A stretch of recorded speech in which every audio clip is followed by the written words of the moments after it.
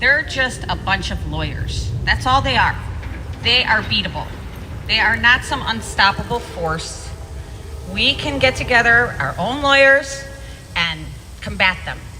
And we're here today to bring everybody together and sort of make a beacon that this is what needs to be done, and this is what we're going to do. We're going to dismantle the ACLU. It might seem like a small group of people right now, but I don't have to know how to do everything. I know that I know how to do what I know how to do, which is put on an event and a call to everybody that can help us to come. So we're asking lawyers to come help us, people, business people, all types of professionals and activists to come help us dismantle the ACLU. And this seems like a big undertaking, but we've done this before. You know, people have run amok. The ACLU does not represent American women. It doesn't represent American men. It doesn't represent the children. They're going against our rights. It's such a travesty of justice that it has American in its name, because it doesn't stand for America, it doesn't stand for liberty, and it doesn't stand for union.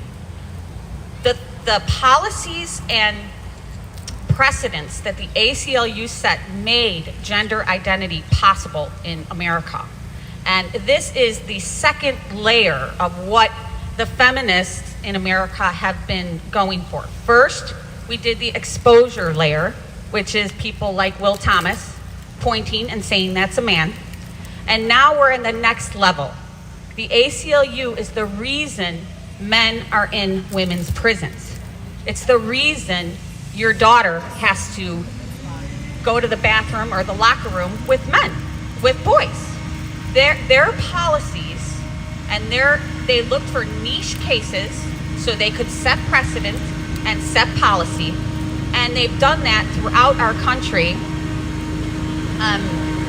And now we're at a point where the ACLU is so captured that I don't think we could repair it. I think we actually have to dismantle it, because we have to have an American civil liberties union that protects women. We're half the population, that protects children, that protects parents' rights.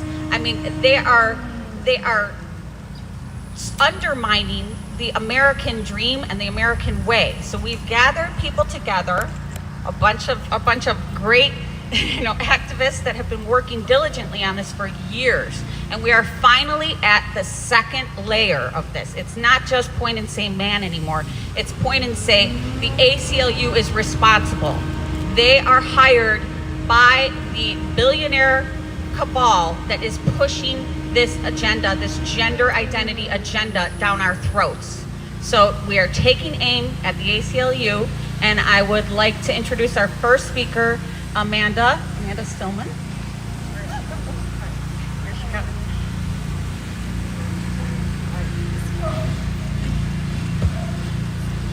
Hello, I'm Amanda Stillman, the USA Director of Keep Prison Single Sex.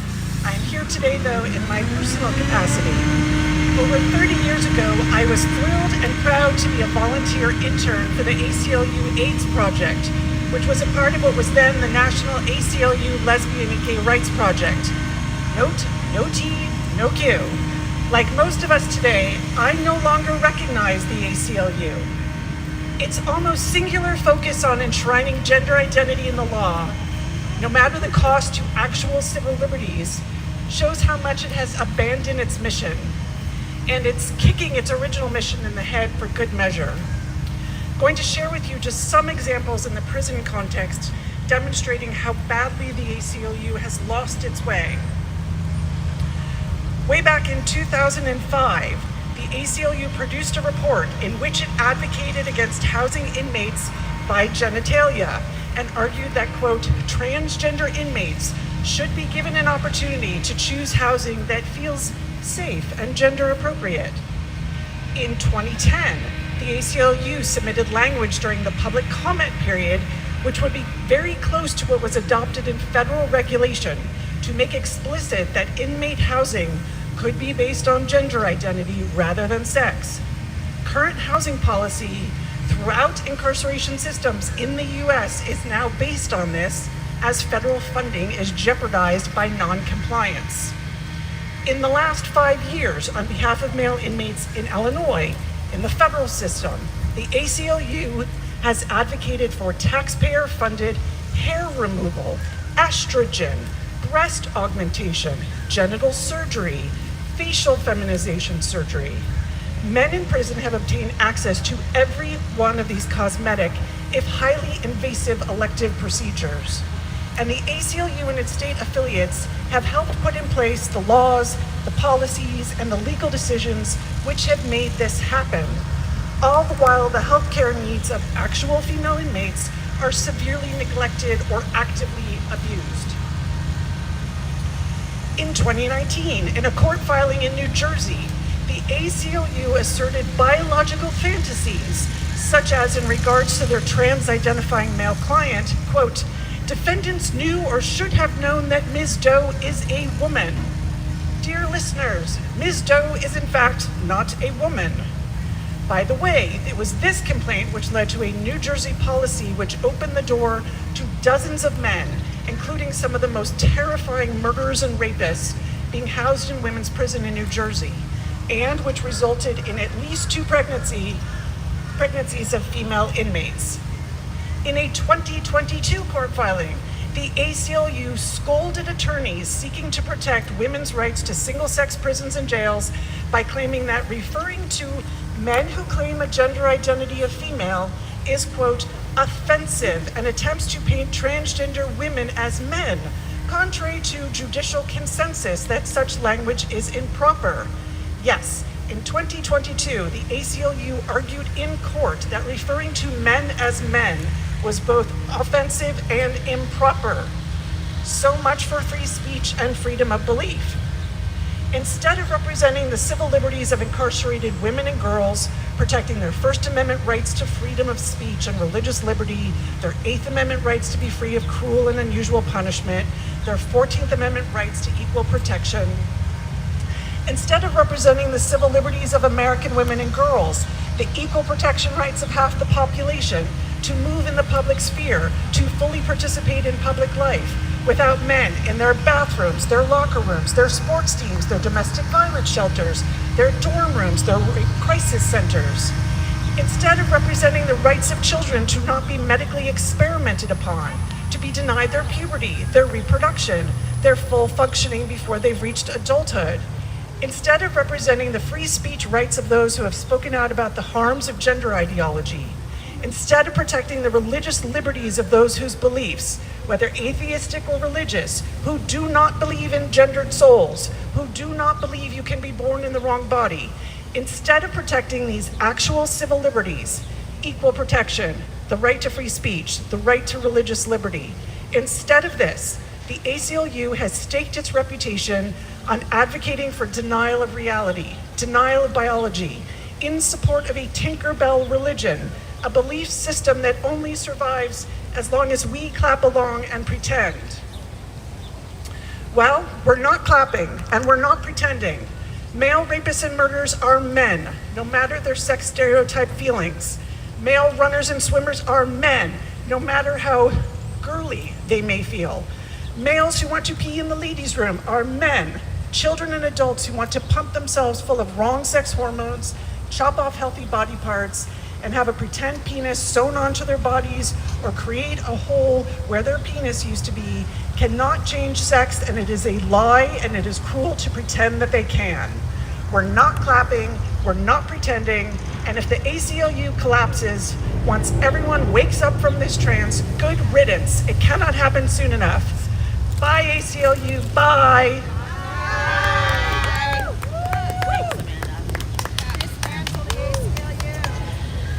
All right.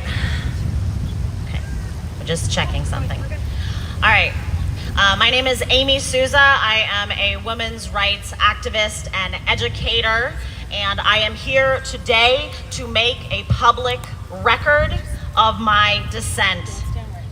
The last time I was here in Washington, D.C., I was standing up against Biden's executive order that put in place gender identity in place of the category of sex.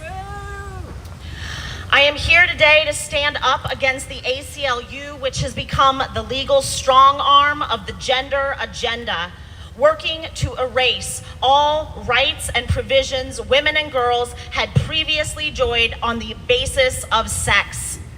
I am here today because, I am here today because the word sexism has fallen out of public and political consciousness.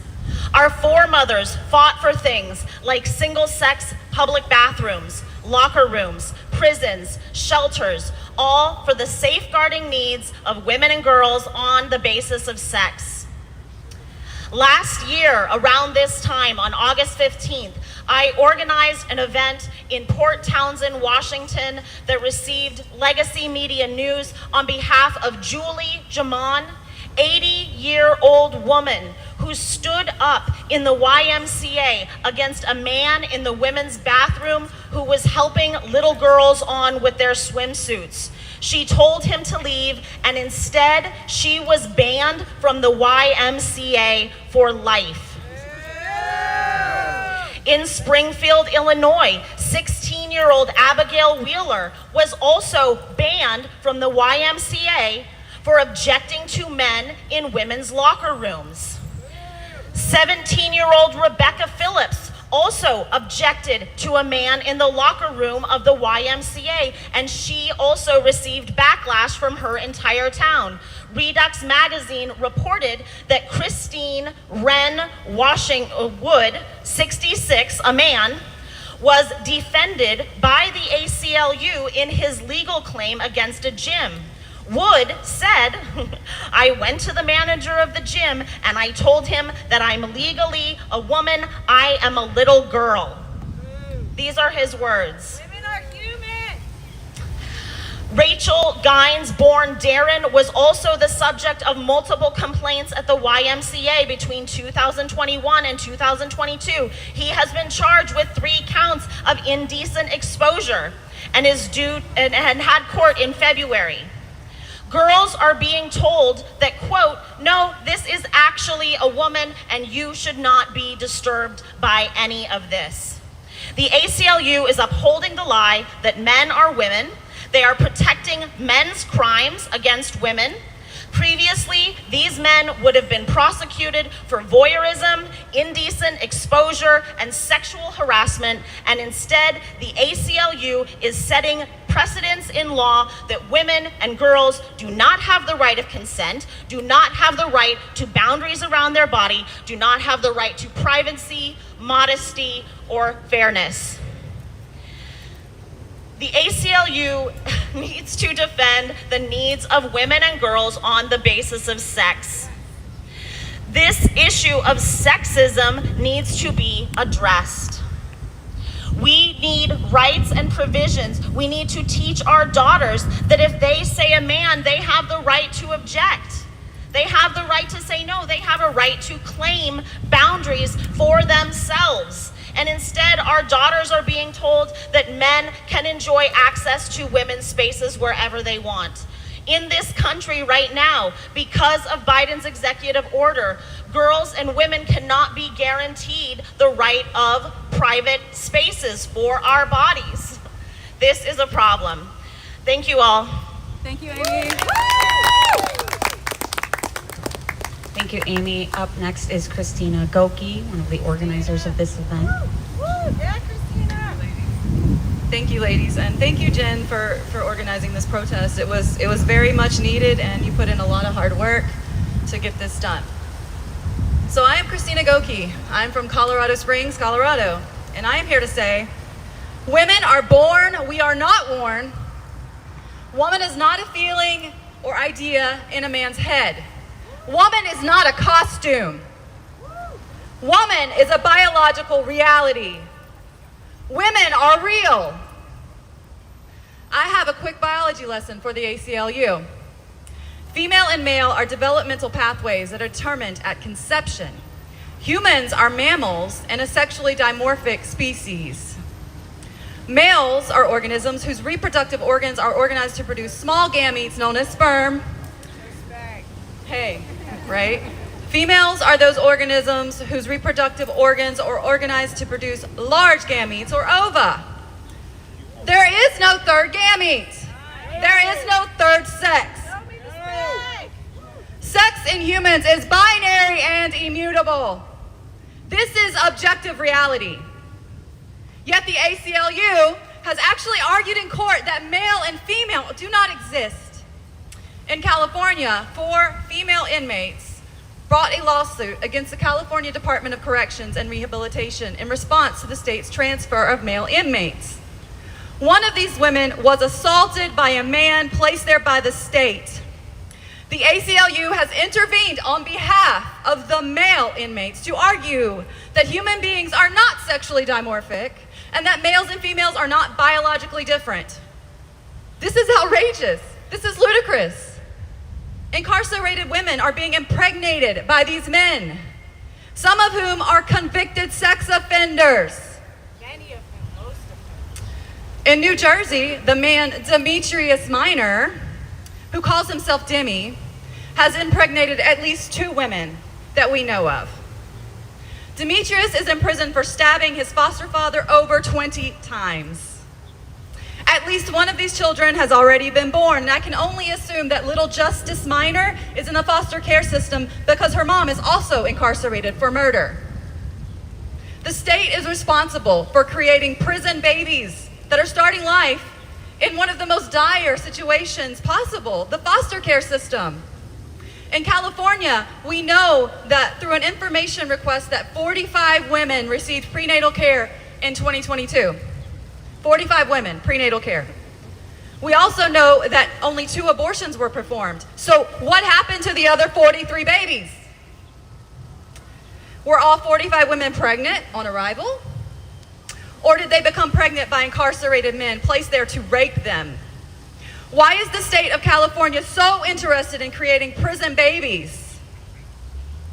Something very dark is going on, and this needs to be investigated. This will require Freedom of Information Act request, which the ACLU is all of a sudden against. No. A woman in Washington State sent a public records request to Washington State Department of Corrections for the number of male inmates being housed at the women's facility. The ACLU of Washington Foundation and Disability Rights filed an emergency temporary restraining order and a motion for preliminary injunction to prevent the disclosure of these documents. Why? Ask yourself, why are they trying to hide that? Ironically, the ACLU has regularly used Freedom of Information Act requests and their state equivalents to access information. What are they trying to hide and why? The ACLU is no longer fit for purpose. Chase Strangio, an ACLU lawyer and woman who pretends to be a man, has stated clearly that she wishes to stop the circulation of Abigail Schreier's book, Irreversible Damage. Why? Because Schreier interviewed parents of girls with rapid onset gender dysphoria and relayed their stories through the book. Chase does not want you to know about the harms of childhood puberty blockers and genital mutilation surgeries. Chase does not believe in free speech, and we can safely assume that neither does the ACLU with their endorsement of Chase and their attempts to block information from the public.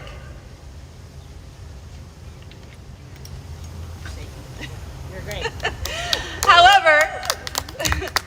However, when it comes to children being able to access pornography online, all of a sudden the ACLU seems to care a whole lot about speech rights. Allow me to read for you from the ACLU Twitter feed.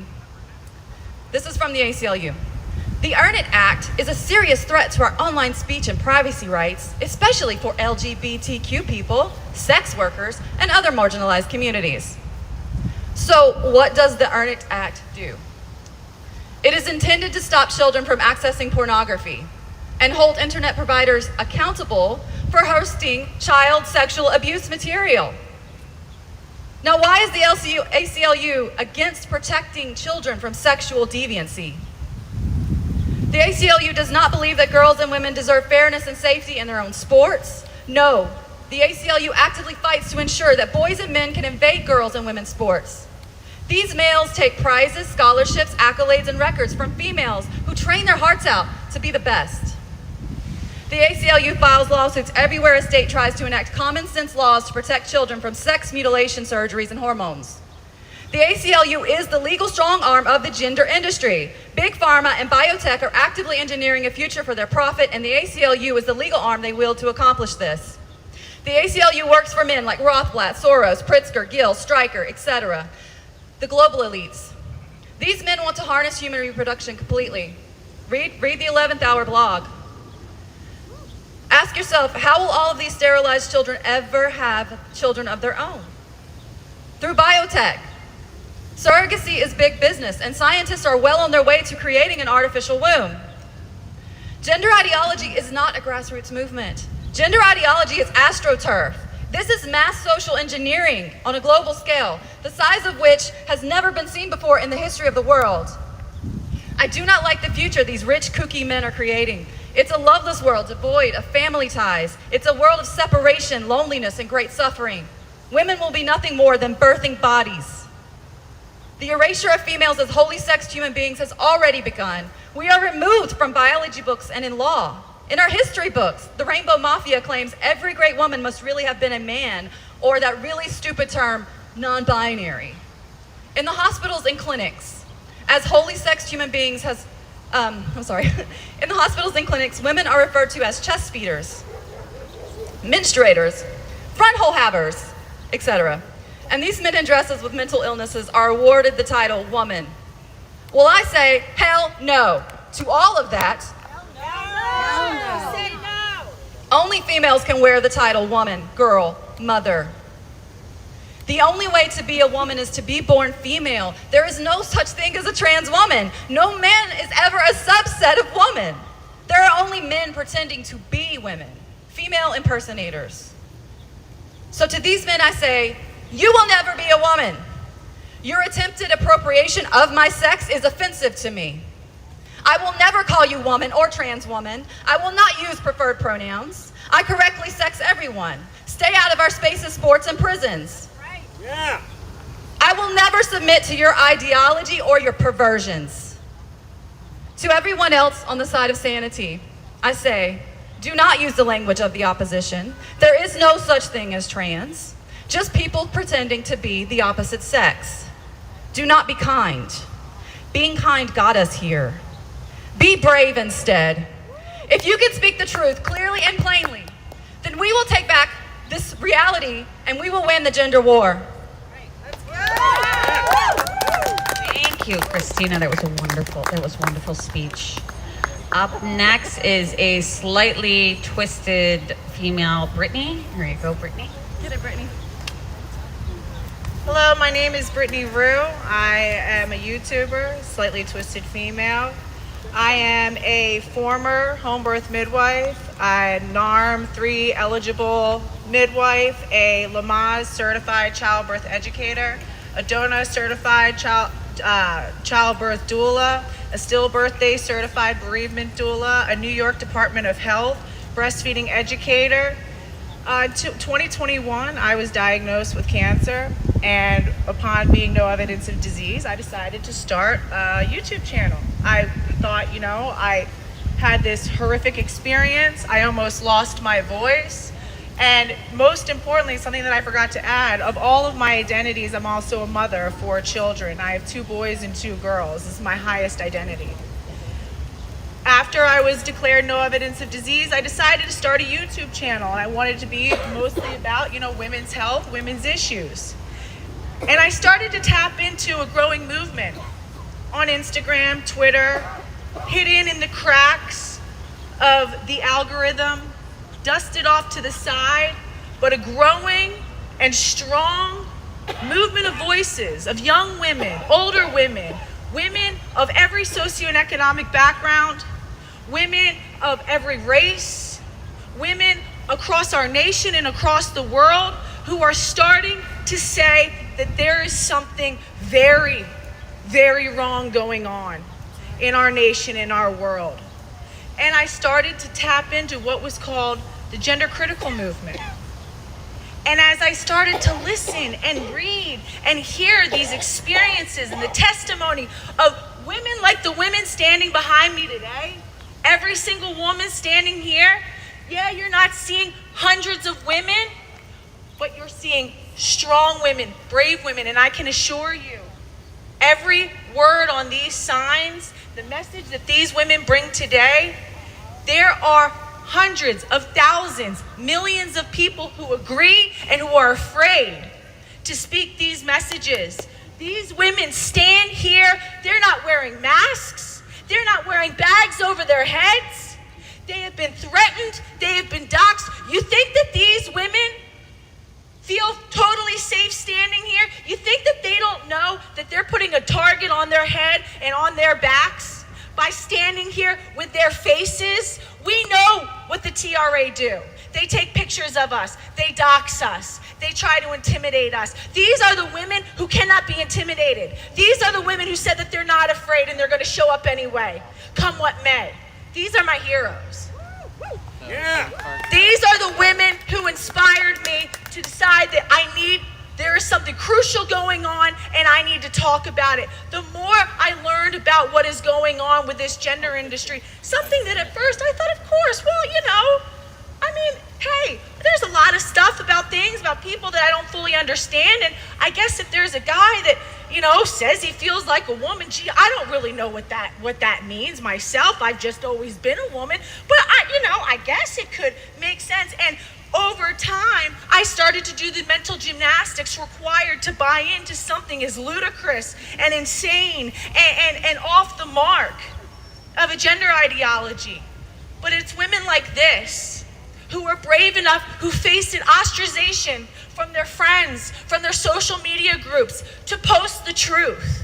And I started to think, and I said, yeah, my God, there is something really wrong here.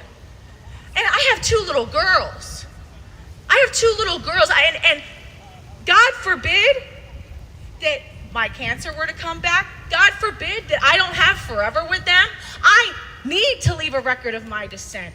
I need to do my part, what I can do to take down brick by brick of this diseased, established idea that has our world in a twist, because I will not leave this for them to inherit. Let's talk about the ACLU, shall we?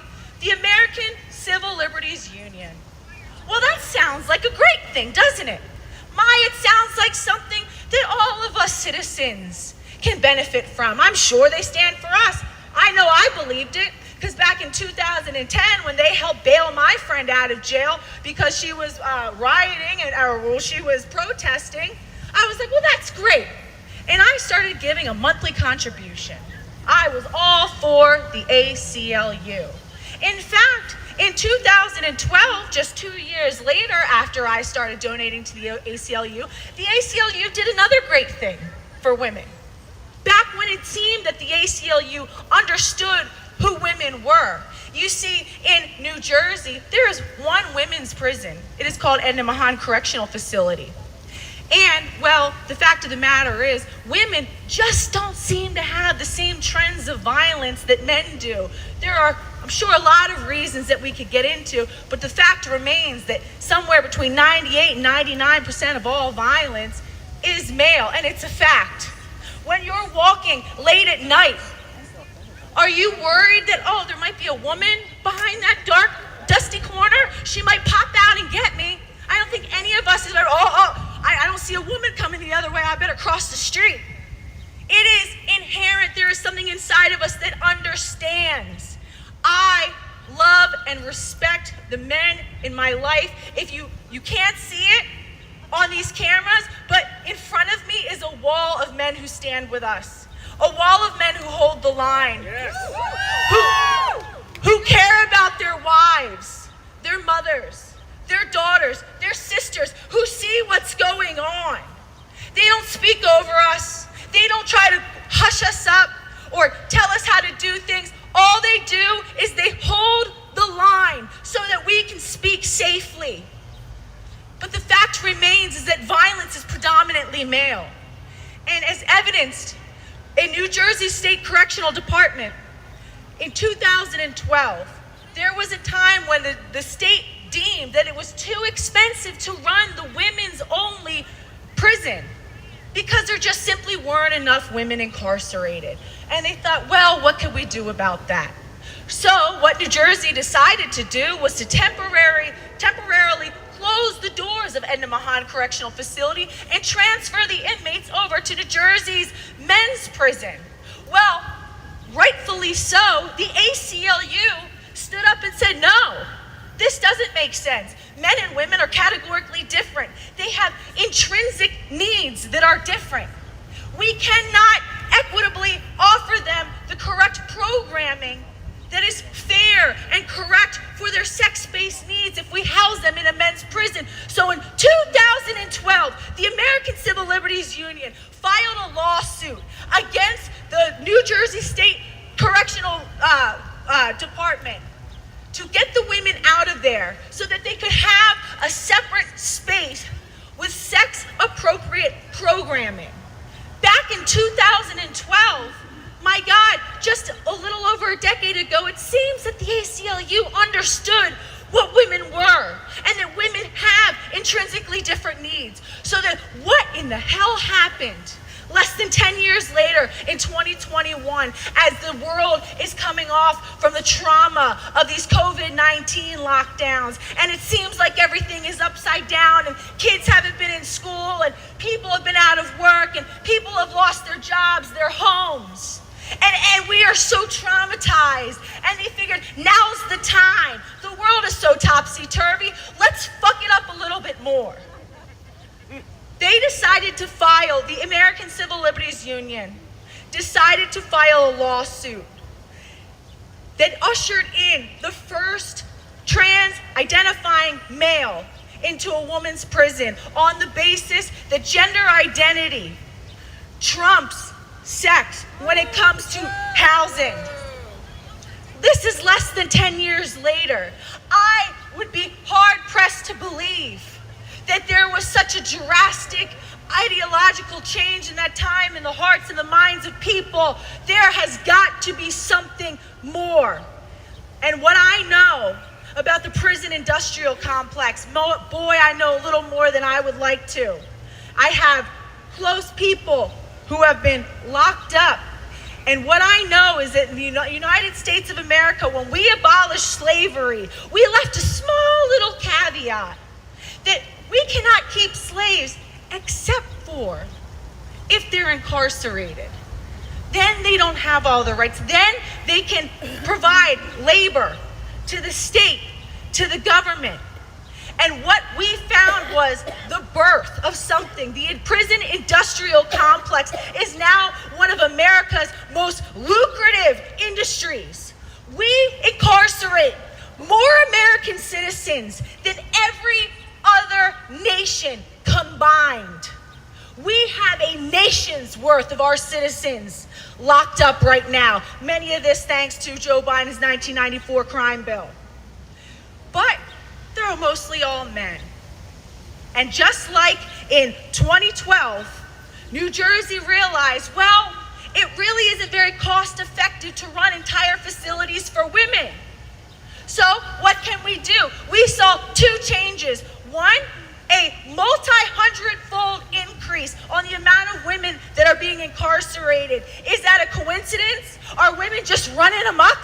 Are they just out here committing crimes left and right? No.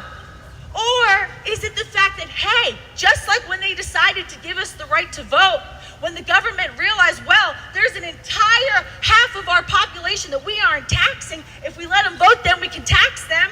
Well, if we start incarcerating more women, we can make more money.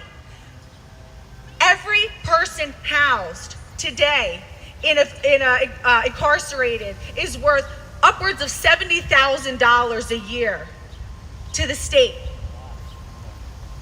When they transferred women back again, it still wasn't enough. Now we have an overflow. Well, if we can get men who say that they are women, if we have men who we can assign as women, I mean, we're overflowing with the amount of men in our men's estate. Well, we have plenty of room over in the women's estate. Hey, it makes a lot of sense. Now we are transferring men over with women. Right now at Anaheim Correctional Facility, and as we spoke about in Trenton, there were 2 women who were raped and impregnated. And people say, oh, but it was consensual sex. The media wrote it as a consensual sexual intercourse between incarcerated women, captive women, caged women, and predators who did everything they could to access their prey. Tell me how that is consent. These children's lives are being ruined. Women's lives are being ruined. There is a clear and identifiable profit motive for doing so. Why are we standing by as our nation's most vulnerable? I have 2 little girls who are mixed Latina and Black. And these are the women who are most overrepresented in our prison system. We have to stand up now, because if we continue on this path, if we go further and further down, it will be so much harder to U-turn. The ACLU no longer represents us. I canceled my subscription to donate to them. We cannot work within this anymore. The corruption is too profound. The destruction is too great. The danger is too dire. We must rip it down and start something new. Women are human beings. I will not rest. I will, till my dying day, stand and die on this hill. This is the fight. Because if we lose the definition of a woman, which is an adult human female, we lose everything. Once you change the definition of what a woman is in law, every piece of legislature that mentions the word woman has a different meaning, no longer means anything. It no longer stands for women. All of these women right here, these are my heroes. To those watching, donating, sharing, cheering us on, there are so many ways to get involved. But you guys, it's time. The time is now to stand up. Thank you for having me.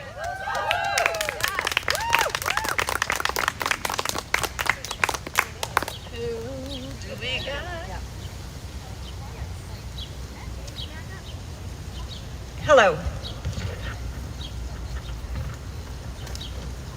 My name is Susan. When I was a freshman in college, the Title IX passed. Before Title IX in college, there was very little women's sports. It was definitely pushed to the side and got no attention. And as a result, women didn't have the competitive, strong nature that they have today, 50 years later. And people don't realize how profound Title IX was. It happened immediately as soon as it passed, and there was a lot of complaints that at my university in California, now the men's baseball team would have to be eliminated in order to donate the same amount of money to women's sports. And it got off to a very rocky start. Women started playing more, the high school started feeding into the college sports, and slowly but surely, women became athletes. They became weightlifters and runners and tennis players, bicyclists, marathon runners. There was a time when women were not allowed to run the marathon. And now you can walk on any college campus and every girl there has played a sport. Every girl looks like she could lift some weight and kick some butt. And that wasn't the way it was when I started college. Well, now we go forward 50 years and people have somehow decided that Title IX is just a big nothing. It doesn't mean anything. And unfortunately, there's a lot of women who see it that way too, which is very tragic. It's like, I see it as like having inherited a beautiful piece of jewelry from your grandmother that she carried from her grandmother and great-grandmother and passed it down to these girls today who take it and give it away like it's nothing, like it's something to win cultural points with to give to somebody who thinks that they're the opposite sex and that they can go ahead and move into the women's spaces and win the women's races and tennis matches and soccer games and all of that, like it's just something to be cast aside. And I find that really tragic. We need to protect women's sports. It's changed women's lives profoundly. And unfortunately, the ACLU is bound and determined to take that away by defining women as not by bodies, which are what play sports, but by gender ideology, which is basically a thought in someone's head. It's a feeling. And people are granted the right to believe that, but they can't push it on us. We are women because we were born women. We have female bodies. We didn't wake up one day and go, am I a woman? Let me see, I'll consult my gender identity. No, we woke up and realized we were women because we are women, and we need to protect that. Recently, the ACLU was involved in a case where a man who identified as transgender befriended a lesbian couple. And for some reason, he had a beef with them and eventually ended up stabbing one of the women to death over and over. I've heard various reports, it was between 20 and 30 times, just a horrible scene. Stabbed the lesbian woman to death, then proceeded to stab her wife to death, and then shot and killed their son. Now, guess where the ACLU thinks this trans-identifying male, which prison they think he should go to? Well, that's right, it just came out in the news that he's off to the women's prison. And now, in what reality? Like, where are we? What kind of world is this where that makes any sense? I can't help but think that 10 years from now, we're gonna look back at this time and go, can you believe that this happened? That they decided that people with a gender identity, a feeling, should be in women's sports because they feel like women, whatever that is. And people with this gender identity that says they're female should be in women's prisons, even though they just murdered or raped or performed other sexually violent acts, which about half of trans-identified males who are in women's prisons have on their records, and way above what the general prison population has as far as having sexual crimes. How does that make any sense? Well, somehow it makes sense to the ACLU because they're captured just like a lot of other people are captured. But fortunately, we've got a lot of women here who are just standing up and saying, that is crazy, that's ridiculous, we're not gonna let that happen. And fortunately, we have a lot of friends across the world. I'm very friendly with a lot of people in the UK. My daughter actually lives in the UK, and I've met some TERFs there. Yay, TERF Island. Thank you. If you watch this, we love you guys. They are blazing a trail similar to ours. In the UK, you can actually be visited by police for saying something like, only women have cervixes. And I want you to say this with me right now. Only women have cervixes. And I hope that you guys in the UK can hear that. We're on your side. We've been watching how you've been having these Let Women Speak rallies, and they're so inspiring. They get so many women, and we're gonna get there too because we're all in this together. In Scotland, it's almost worse than here. They seem to have unleashed all the rapists in Scotland and putting them into women's prisons, and so we're feeling quite the sisterhood with our TERF sisters on the other side of the ocean and on the other continents. And as a matter of fact, they at one of their protests, or several of their protests, they started singing this song, and it's to the tune of Old Lang Syne, and I passed out, or Amy or Jennifer passed out the words, and it's to the tune of Old Lang Syne, and the chorus is for women's rights are human rights. We won't let you forget. For women's rights are human rights. This isn't over yet. And when we sing the chorus, and especially that last line, I really want to hear you say, this isn't over yet. We've just started, and we're not going to stop until it is over. So I'm not a great singer. I hope you guys will help me. It's the tune of Old Lang Syne. Forgive my cracked voice.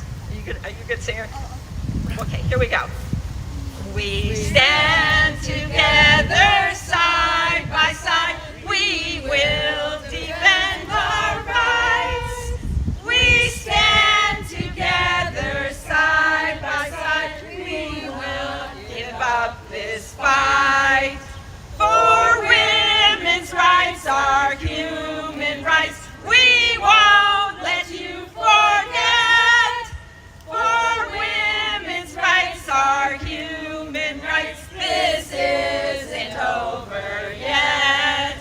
The ACLU and their friends may think we can be cowed. Our minds and bodies will defend. Our no will ring out loud. For women's rights are human rights. We won't let you forget. For women's rights are human rights. This isn't over yet. One more. So give us a hand in sisterhood. Our sex won't be denied. For dignity, reality, we are standing side by side. For women's rights are human rights. We won't let you forget. For women's rights are human rights. This isn't over yet.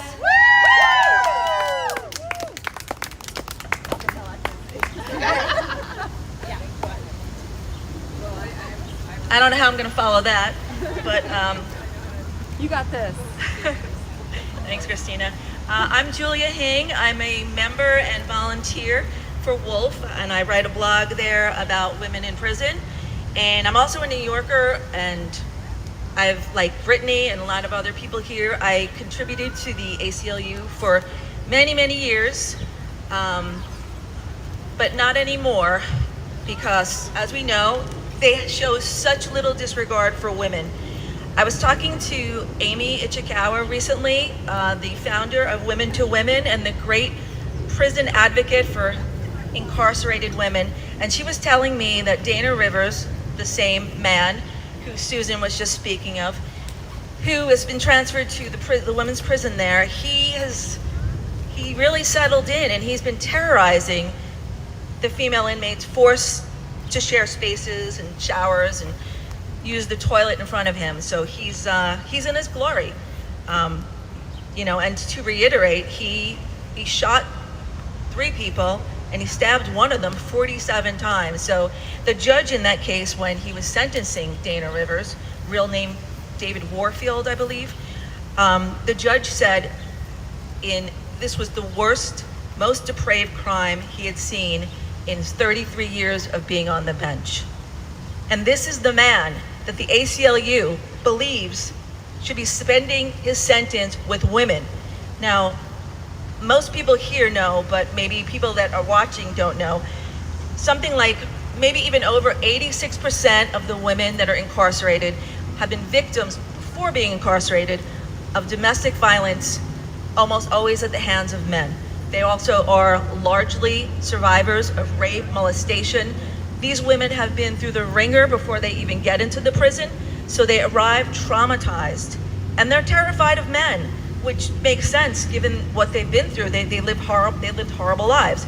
So now these same women are being put locked into cells with men.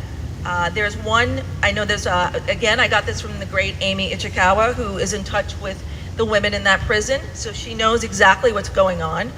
She gets it right from their mouth. The women take turns staying awake because there are more than one bed in the cell, and you're in there with a with a man. Yeah. A man. Yeah. And I have to point out too, because a lot of the public don't know, a trans woman is a man, and not just a man. 95% of them don't get rid of their penis, and they're straight. So these are just straight guys, sometimes with breasts, sometimes with not, always with paraphilias, always with perversions. So these women are terrified to go to sleep next to these men. In fact, there have been times in this prison where a woman has woken up to a man who is put there because he says he's a woman on top of the sleeping woman, attacking her. So this is what's going on. And when they complain, the women are actually punished by the guards. They're put in the hole, they're put into solitary, they lose their privileges. Because I guess guards don't care and the guards don't want the paperwork. So they're terrorized, and again, Dana Rivers is taking full advantage of this because he knows they can't do anything. And this is the man, this is the type of man that the ACLU, who I'm ashamed to have supported most of my adult life, they are championing him, they're defending him, they are using their full might to defend a man who hated women so much that he got the all-woman Mitch Fest canceled, and he brutally murdered 2 lesbians and their son. So this is who the ACLU thinks women should have to bunk with. And, you know, it's just so upsetting that, you know, you lose your train of thought. So for decades, the ACLU fought for transparency in government. They wanted the public to be able to see what's going on, see what our government is doing. So they fought to make public records of, you know, of cases, of judgments, of what's going on behind the scenes. So that was their thing. I mean, they were so dedicated to making sure the public was able to access public records. Now, in 2021, shockingly, they sued Washington State to prevent the public from knowing the amount of trans men, again, sorry, males with penises being put in women's prison. So they sued to block that information, and it's a Freedom of Information Act. They block that. They don't want us to know. And it's no coincidence that the ACLU, well, they're not getting my little $200 a year, or Brittany's, or even when I was skint $25 a year, they're getting millions and millions of dollars from Arcus Foundation, who gave them $15 in, you know, one time. They're getting money from George Soros. They're getting money from the Pritzker family. One of the Pritzkers is a man who thinks he's a woman, again, has his penis. So this is who they've chosen to defend, and you can't help but ask why. I mean, if women can afford all that money, if we could raise the millions of dollars, would they suddenly then defend us and not men who say they're us, who try to wear us as a costume?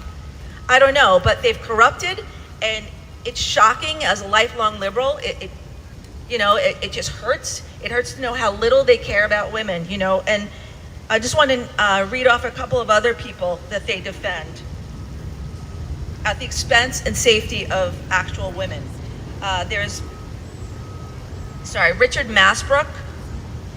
He's a man in prison, and he cut off his own penis by himself in his cell. Then he was housed, you know, then he said he was a woman. Now that his penis is gone, he's suddenly a woman. He was transferred to women's prison. People figure, oh, he's safe, no penis. Anyway, he was a violent sex offender who then used foreign objects to rape the female inmates. So the idea that a violent man is no longer violent because he's on hormones or cuts his penis off is a load of bullshit. And the fact that we're being darvoed into believing that we have nothing to fear from this man, I mean, we see it over and over and over again. On the first day, a man was transferred into a prison in the Midwest. There was a whistleblower, a guard, whose identity is being protected. On the very first day, he raped a female inmate. But we don't hear about this in the press. No, we hear about these poor, oppressed, trans women, to borrow Karadansky's little thing, trans women that us mean women are putting in jeopardy. You know, I mean, recently I was reading something that it referred to people that Jennifer's last protest in New Jersey, in Trenton, at the prison there, they referred to us as goons. Now, I was one of the tallest ones there, and I'm 5'4". So I kind of think it's funny. I mean, I've never been called a goon in my life, but I'm a goon, and these poor men in the dresses and the wigs, and with their long history of sexual offenses, they're the victims. This is who the ACLU defends. Over me, over all these women, over our mothers and grandmothers, our sisters, our daughters. This is who they choose to defend. Violent, perverted, sick men who hate women so much that they think we're just a costume to wear. So I say the ACLU is gone, it's dead, whatever it stood for is gone. And I say shame on you, ACLU, shame. Thank you. Thank you for that speech. Yes, I agree. We've dismantled the ACLU. At this point, I don't think it can be saved. It's pretty far along. They know what they're doing is wrong, and they're still doing it. And it's not just a little wrong. You know, what they're doing to women in prison is heinous. It's against the Geneva Convention. It's horrible to be alive and know that there is such a lack of respect for women and for what we do for society that this was even allowed to happen. There should never have been men put in women's prisons, and there shouldn't be men in our bathrooms or our locker rooms or our rape shelters, and there shouldn't be messing with our data, our free speech, our newspapers. If you see an article that says a woman child molester, age 45, 6'5", has been arrested on such and such street, blah, blah, blah, suspected of pedophilia. And you go to the article and you search and search until you see a mugshot and you find out that it's a man.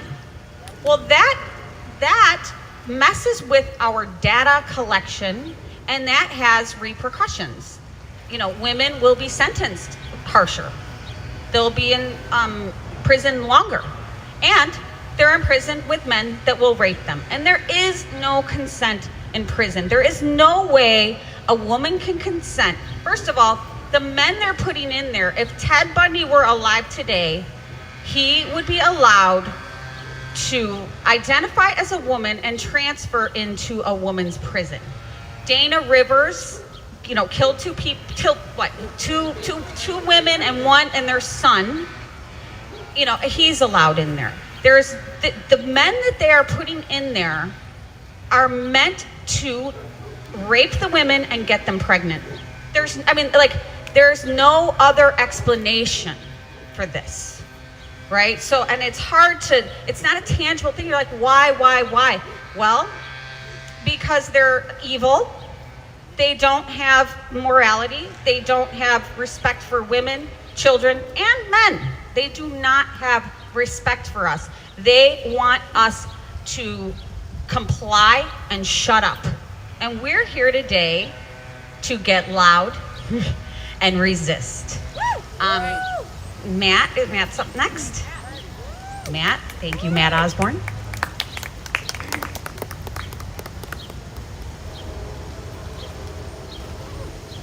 Can you hear me, ACLU? I have a question. In the name of the late, great Magdalene Burns, I ask you, did your mind get so far open that your brain fell out?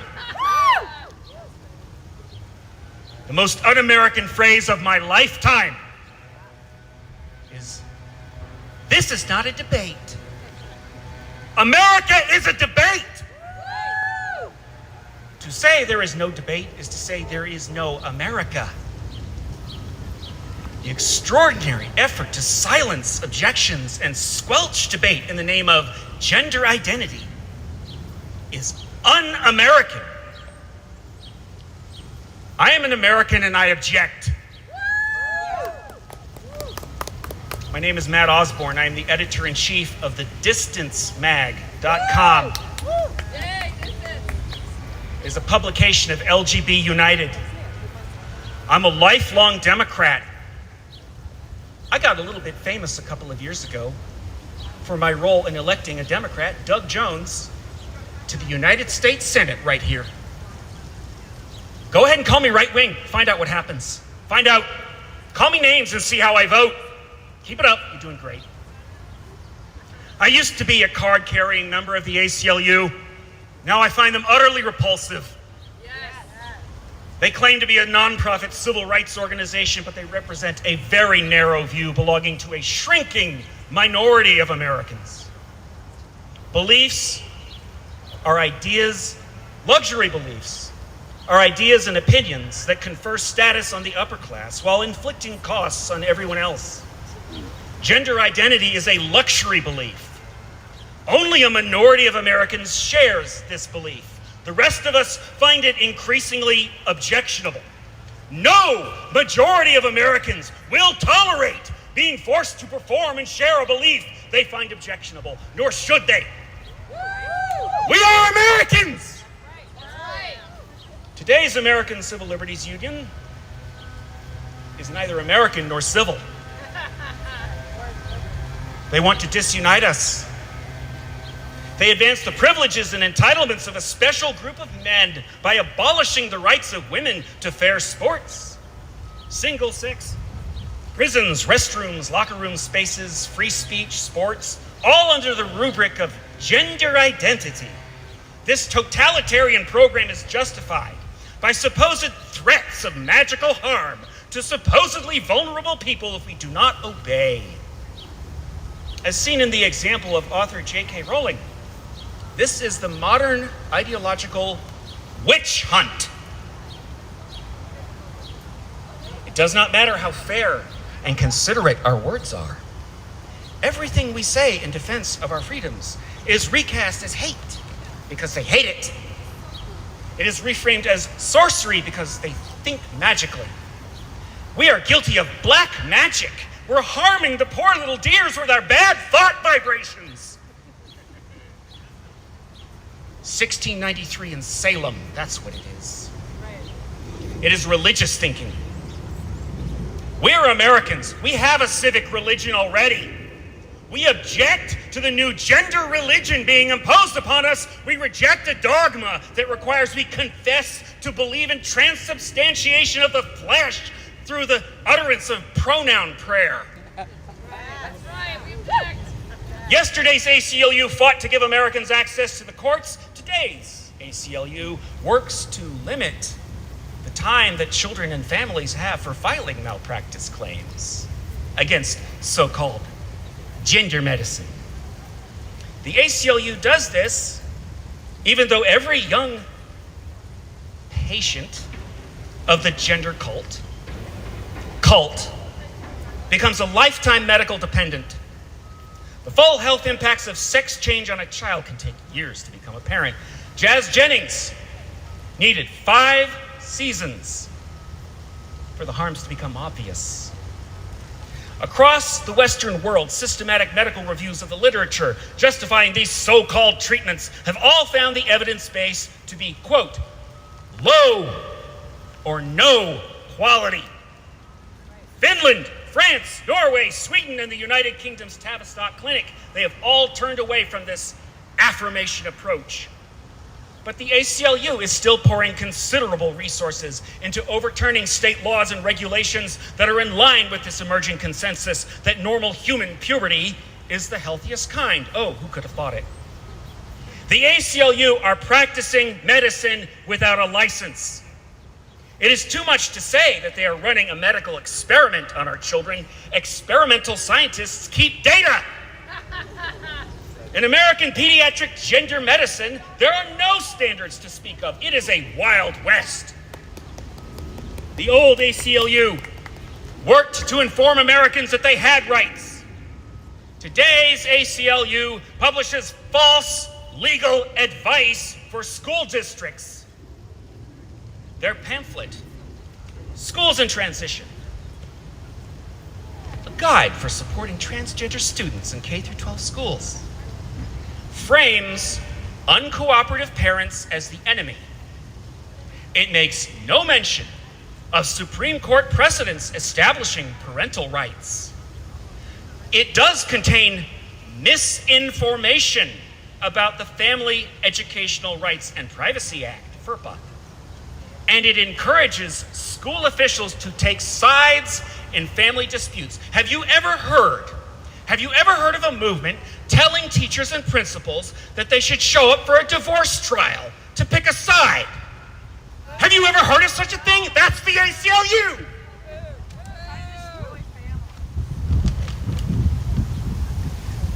They do not care how many families go through the hell of their making.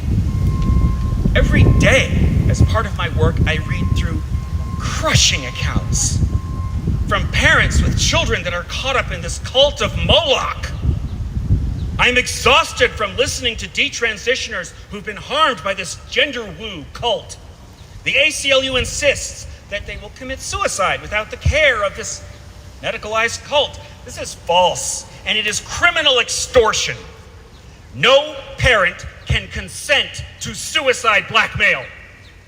No child can consent to puberty blockade. This is all a nonsense, but it is a profitable nonsense. After all, there are so many wealthy, elite men living their best lives these days and getting celebrated as women. Celebrated and endorsed and approved on magazine covers and even appointed to oversee federal departments. Yeah, the dirty secret of today's ACLU is the extreme wealth that the organization enjoys, thanks to generous funding from civil society organizations, as they call themselves, which have promoted trans as a new civil rights movement for the 21st century. It is a rebranding exercise for wealthy white perverts. And the focus on trans kids has always been about what those men want for themselves. Not what children or worried parents want, what those men want. The ACLU is not a civil rights organization. Not now. It is the legal arm of the new gender identity industry. This place behind me, this is where the ACLU does its most important legislative lobbying. We speak for a growing supermajority of Americans who reject gender ideology and its totalitarian demands on the non-believer. We are Americans. We have rights. We object to this blinkered campaign to ignore or trammel the rights of many to please a few at the top. The ACLU does not represent us. It does not represent America or civil rights. The ACLU promotes disunion in families across the nation. There will be hell to pay for this illiberal turn, and the ACLU will be held accountable. Now look at me close. You're looking at a Democrat. You're looking at a lifelong liberal. Someone who sat on the porch in 1985 to form the first membership chapter of the ACLU in the state of Alabama. I did that because I truly believed in that agenda of the Bill of Rights and American freedom. But this is not that ACLU. This is a whole new organization. I don't recognize it. I abhor it. I reject it. And I want to make sure that the Democrats in that building behind me hear me when I say, I represent about half the party rank and file voters. Growing numbers. The numbers are growing. 2 years ago, somebody did a survey and they found that 62% of Americans opposed letting men cheat at sports in the name of gender identity. The most recent survey, post-Leah Thomas, 69%. It went up 7 points. You lose just by fighting. When you push this agenda, you lose by fighting. And that's my message to the ACLU and to everyone who holds out thinking that this is some sort of right-wing conspiracy. I'm here to tell you, to announce to you, and you need to hear it, you're wrong. This is what democracy looks like. We're not going away. Our numbers are growing, and we will be back. Thank you. Thank you, Matt Osborne. A little bit of that masculine energy, because the men are with us. And they try to separate families and men and women, but men love women. And thank you, Matt, for that lovely speech. And women love men. They are not going to divide us because, you know, we're powerful when we're together. Joy, you're up next. Here you go. Thank you, Jen. Thank you, everyone, for coming out. Thank you to everyone who's speaking, everyone who's listening, including my loved ones at home. My name is Joy Gray, and I hope you bear with me. I'm going to talk for a little bit of time, but I hope I don't bore any of you, and I'll try not to ramble, and I'm sorry I'm nervous. People tell me I'm really good at public speaking, and every time it doesn't get through. I get up here, I black out, and then I come to, and it's over. So bear with me. Again, my name is Joy Gray. I'm a victim advocate that lives here in Maryland, and I'm here as a walking contradiction. Here as the unforgivable conservative in the adult human female shirt. We forgive you. And the horrible feminist with the abortion rights hanger pin on my lapel. Women are politically homeless. At this point, they're forcing us back against the walls together. It's only a matter of time before women form the political party that we need to start organizing and representing our needs.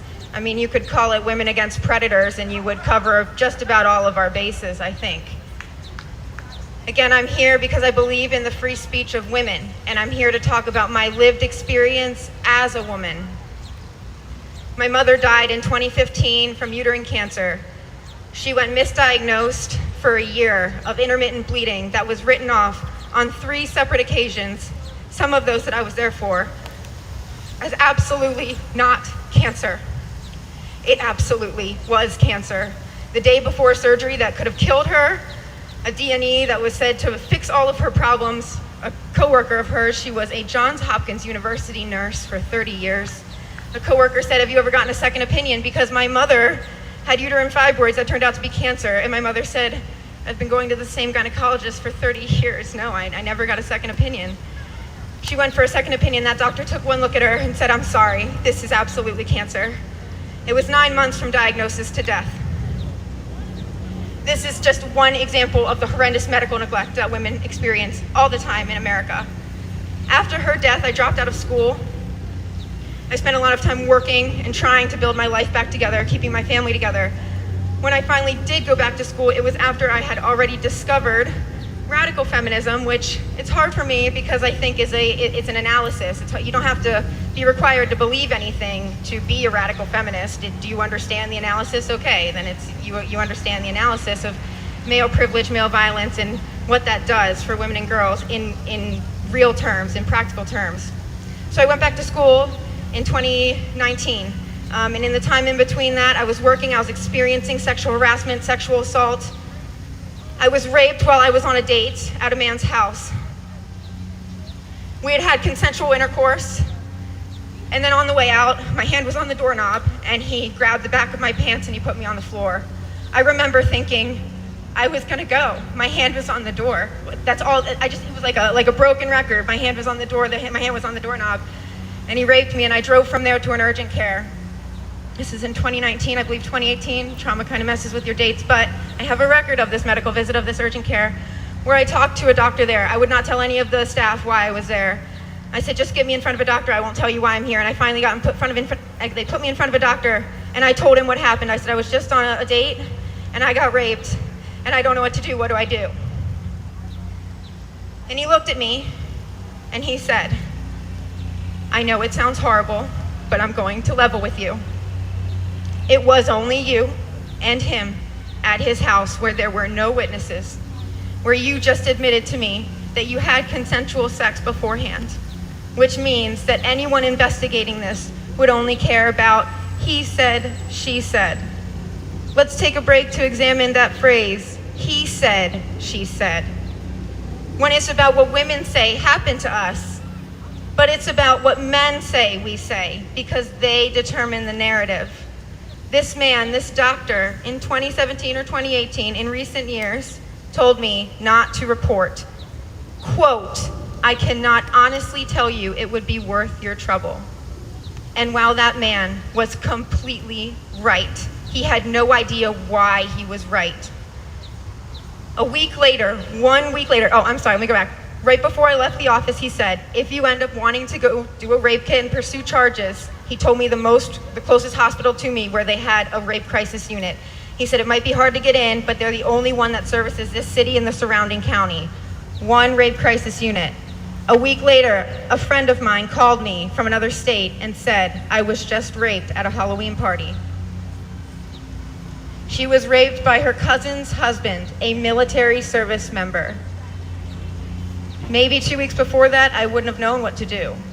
But I wasn't going to accept the mistreatment and neglect that I allowed that doctor to convince me was all I was worth. I wasn't going to have that same standard for someone I cared about. So I told her, get over here. Anyway, what can I do? Can I pick you up? Do you need to drive home? What do I need to do to come with you and take you to the people who can help us? She came back, we went to the rape crisis unit. She did everything she was supposed to do.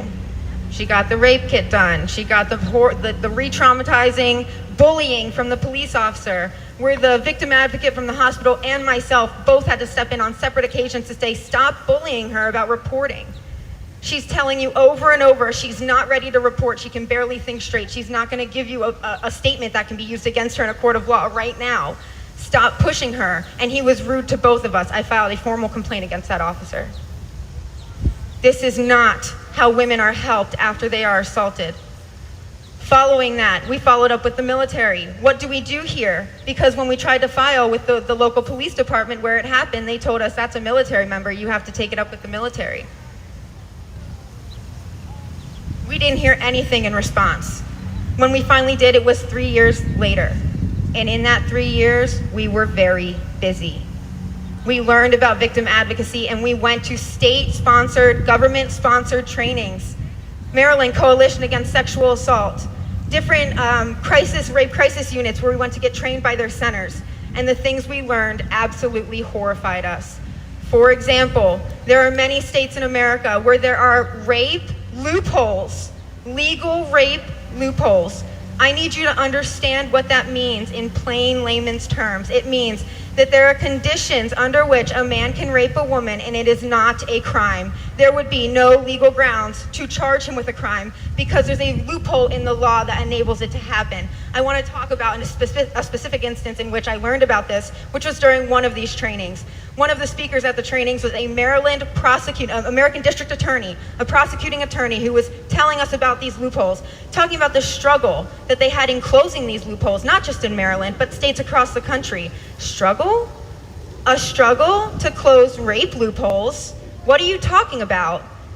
The two rape loopholes that are most persistent in remaining open are the police rape loophole, the law enforcement rape loophole that allows police officers to sanction sexual favors and the like from people, mostly women, who they arrest in exchange for letting them go.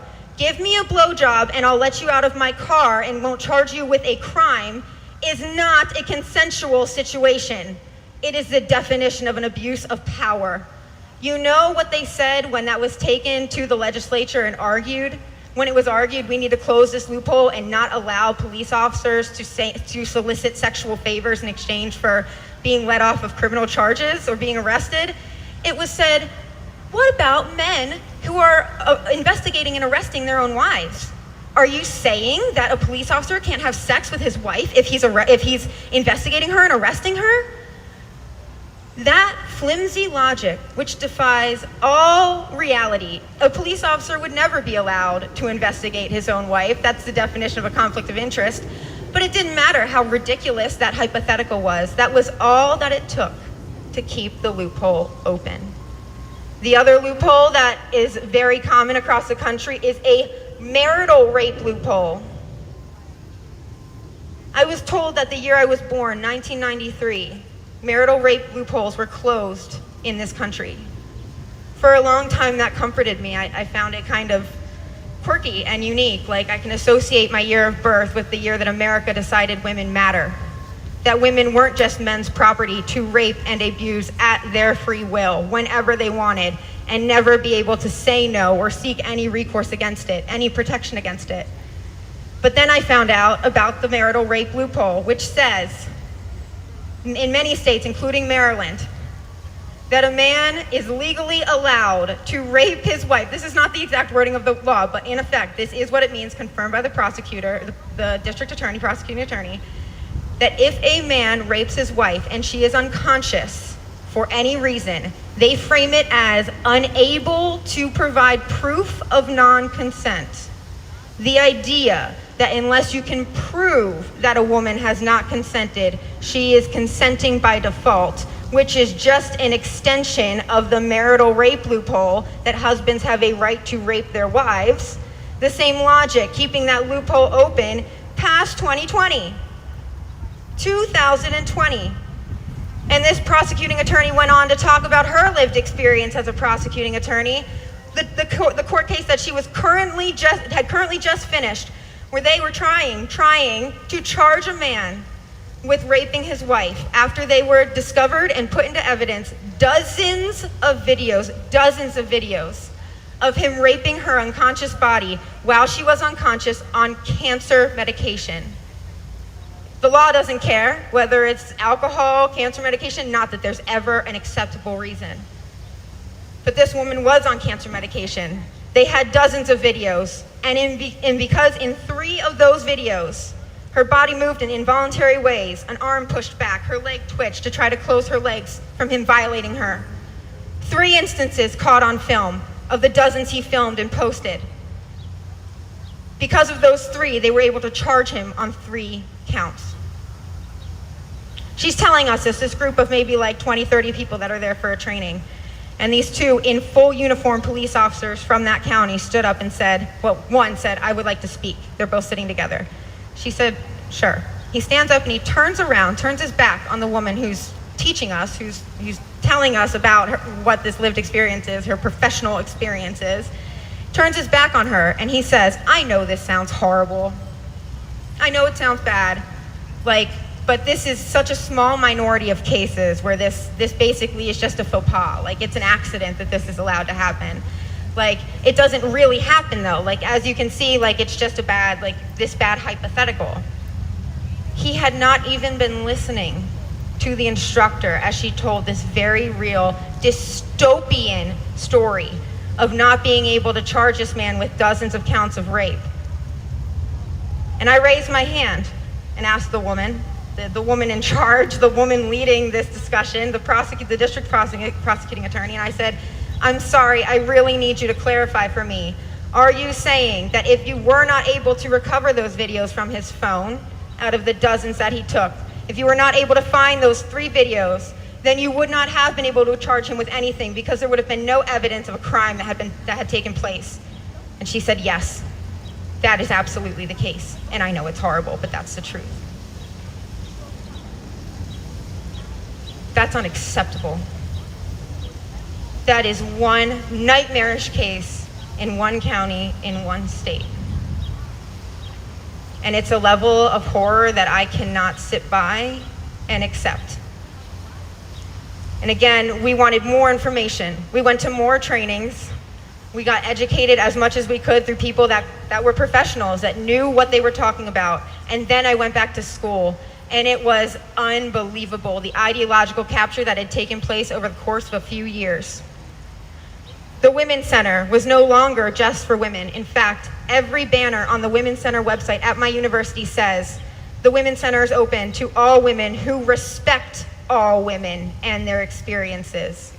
It is so gender ideologically heavy, it is very clear that unless you believe what gender ideology believes, what they claim to believe in transubstantiation, in this unbelievable and absolutely objectively untrue claim that men can be women and vice versa, that unless you believe that, you're not welcome at the Women's Center. That was creepy enough.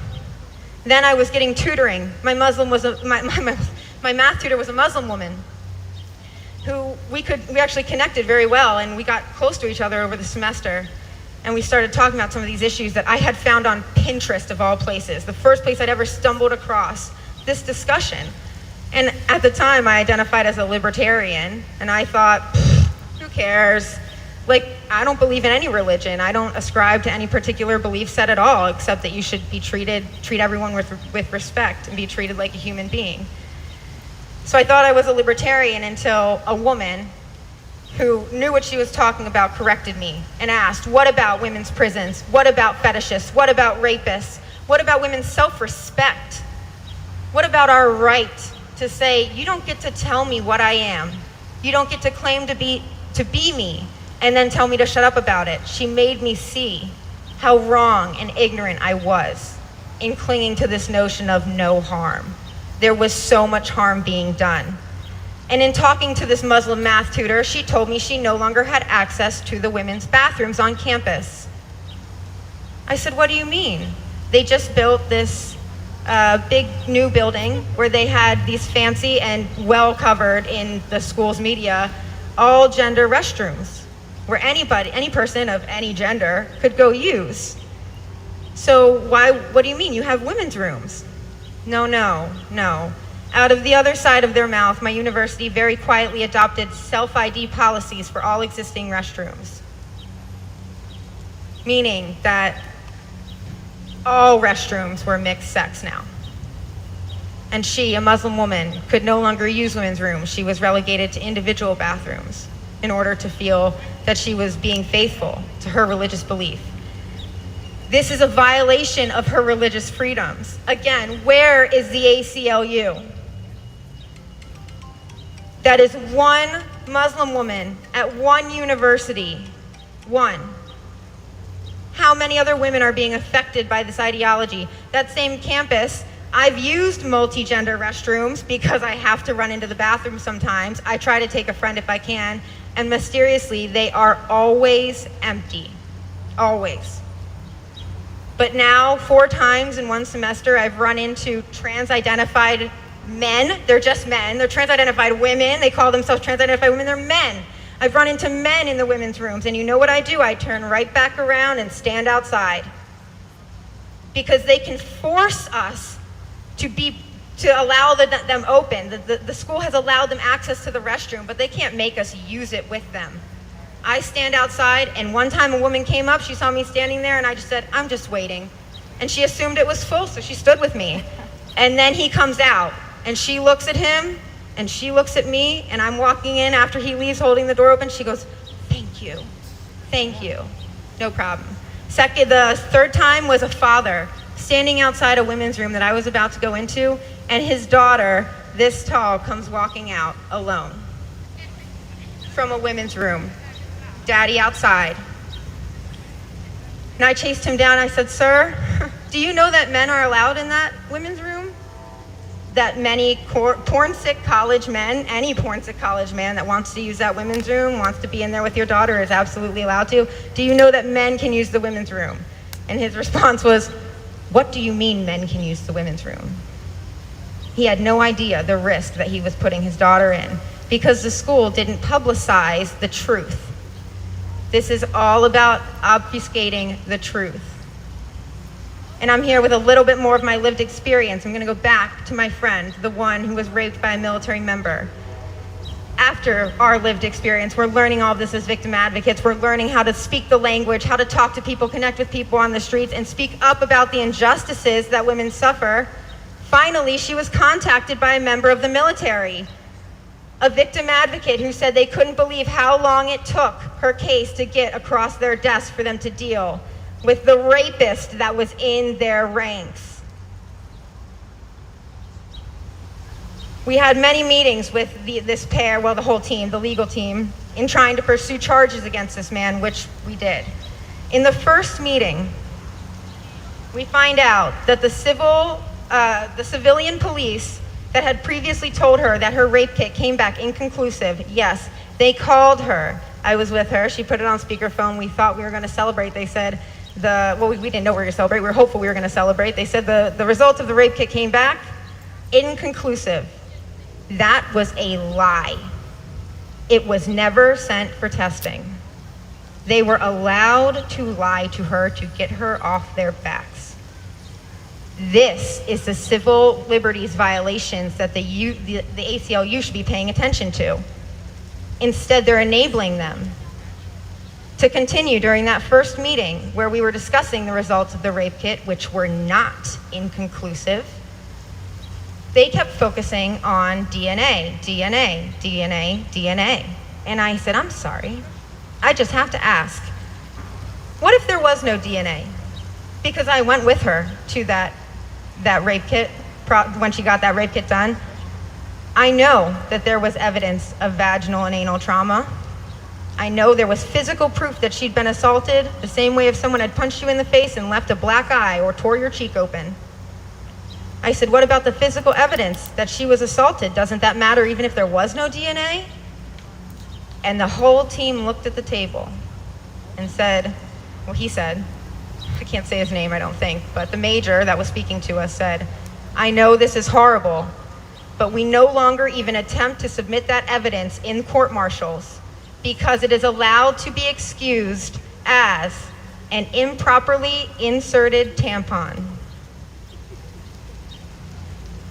She was not allowed to submit proof of her physical assault, tearing, bleeding, bruising, because the defense could claim we're just stupid women who don't know how to use a tampon. How many women have ever been torn open, bloody, left bruised with tampons? Never. It's absolutely illogical. It is as ridiculous as asserting that a police officer would be allowed to investigate his own wife. That's unacceptable. I said, are you kidding me? So we're not even going to present that in the court? He said, no, we're not. We're going to hope for DNA. Well, thank goodness they did find that DNA. And the only reason we could get the rape kit submitted was because we spent 6 hours between 2 emergency rooms trying to get the rape kit released. They didn't know how. You have the only rape crisis unit, the rape crisis unit that serves the entire city and the county.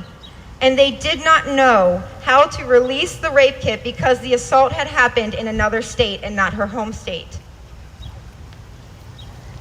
They said all of our rape kit release forms are for Maryland-specific hospitals. It says Maryland right on the form. We cannot cross it out and write in the other state. So you have to go to them for their rape kit release forms. Fair enough. We called down the civilian police department that was in charge of the case. They referred us over. They talked to someone from the hospital down there and said, well, all of their rape kit release forms have that state's specific cities listed in the form. You can't just cross out a city and put in a city that's not even in this state. They had no idea how to even release the rape kit to be tested when they had told her that it had come back inconclusive. And now we're here 3 years later, this was a couple years ago, taking it to be prosecuted in a military court-martial, which many people know but many don't, is different than a court of law. It's a separate entity that has their own trial, their own processes, their own standards. So we went through the whole trial. It was awful. The re-traumatization really woke me up to my purpose in life, which is victim advocacy. Before I thought, I'm doing this because it just feels right. Like, if no one else is gonna do it, we gotta do it. And now I knew that it lit a fire in me that never stopped burning because of what I experienced helping someone I actually loved and cared about more than myself. During the closing arguments of that rapist defense attorney, her closing arguments, the it was a military woman that was serving during the military court-martial as his defense attorney. In her closing arguments, things that are burned into my memory forever, she said, she said to the judge, she said, "Your Honor, if the alleged victim who woke up during the time of the first alleged assault, she woke up to it happening. This woman said, if the alleged victim woke up to the assault and could not tell the difference between whether it was a finger or a penis violating her anus, if she couldn't tell the difference, if she wasn't sure upon waking up whether it was a finger or a penis, well, her dachshund was in the room that night. Who's to say she can tell the difference between a finger and a dog paw?" The people, even the seasoned victim advocate next to me went, "Oh, that's so offensive." It was unbelievable. This is what's allowed. They were so unprepared to convict that man, even with DNA evidence, even with her doing everything right, that she had 20 minutes to write her victim impact statement. Something that some victims, some survivors get months to write, months to prepare for what they feel like they need to say in a court of law. She was given 20 minutes because they told us they didn't expect to win. They got him on 2 of 3 times or more that he raped her that night in one night. He served 1.5 years of a very short prison sentence at a military prison until something happened that I didn't know. All military convicted rapists get automatic appeals. All military convicted criminals are given automatic appeals no matter what. No matter how strong the evidence is against them, they are given automatic appeals, a second chance, as if it wasn't hard enough to convict that rapist the first time. This is what rape survivors have offered to them as support, as justice. After that, I stopped being able to call it the justice system. I now call it the legal system because it's just more appropriate. Knowing all this, I went back to school and I'm learning about women losing their rights. One of my professors who ended up being my mentor talked to me about his struggles with Title IX. If you've tuned me out to this point, please tune back in about Title IX. This is back in 2019, still holds true. Policy has not changed at my university in 2023. He told me that he felt conflicted about the mandatory reporting policy by my school. It was mandated that any employee of the university, any employee, a janitor that is cleaning the hallways, a food person that's serving food in the cafeteria, your professor, your RA, absolutely anyone who is on campus and employed by the university, even if they're not on campus, that's employed in sciences contract, is obligated to report instances of sexual violence that happen on campus, whether or not the victim wants it reported. On one hand, you want to believe, all right, with the right amount of mediation, I suppose that could make sense. You want to protect vulnerable people. You want to kick rapists off campus, right? That's not what they care about. They care about protecting themselves and protecting their reputation. I asked him, this professor that told me this, that he's on mandatory reporter. I said, so if someone just overhears, if I'm like in the cafeteria and someone overhears me talking about getting raped at a party, like a professor, assistant professor, whoever, they have a mandated obligation by the school, a legal obligation to report what I said, who it was, everything they know about me to someone from the school. And he said, yes. I think so, is what he said. And I said, how do we find out? I need to know whether this is real or not. I need to know whether this is just a poorly written policy. I want to know why. It didn't make sense. He said, let me see if anyone's at the ACLU office. I'm sorry, the Title IX office. So he calls over, and there's 2 representatives at the Title IX office, and one of them was there. So we walked over together, me and my mentor, my professor. He walked me over, and we sat down with this woman, and I asked her a lot of questions about the process, about women's rights, about survivor rights. What do you mean someone can report my rape without my consent? And what happens after that? She explained that it's important in terms of legal responsibility, liability, for it to be reported. And I said, are you telling me that the school is allowed to pursue charges even if it's against a potential rape survivor's wishes? Are you telling me that if the school finds out about a rape and they are allowed to approach the survivor without her ever having disclosed or known she disclosed to anyone else, that legally they're allowed to approach her and hold her accountable and say, we know about this and we're investigating? And she said yes. I know it sounds horrible, but yes, I keep hearing that phrase or some variation. I know it sounds bad, but it's true. I said, okay, last question. If that rape survivor said, I do not want to pursue charges, that was the worst night of my life, I've been raped before, no one ever protected me, I know the legal system, I know how corrupt it is, I know the gaping holes waiting for women who are trying to get justice for their assaults. What if they say, no, I'm not putting myself through that trauma, I'm barely hanging on now. I don't want to do it, I won't do it, I want you out, I want this done. Are you telling me that the school would be legally allowed to pursue charges in the investigation against her wishes? And that means being able to indict her, to make her come into the court of law, to hold her legally responsible into coming in and saying, we are subpoenaing you in this investigation for what happened. And she said, yes. This is not about women or protecting women and girls, women's rights, stopping rapists. This is about protecting the school.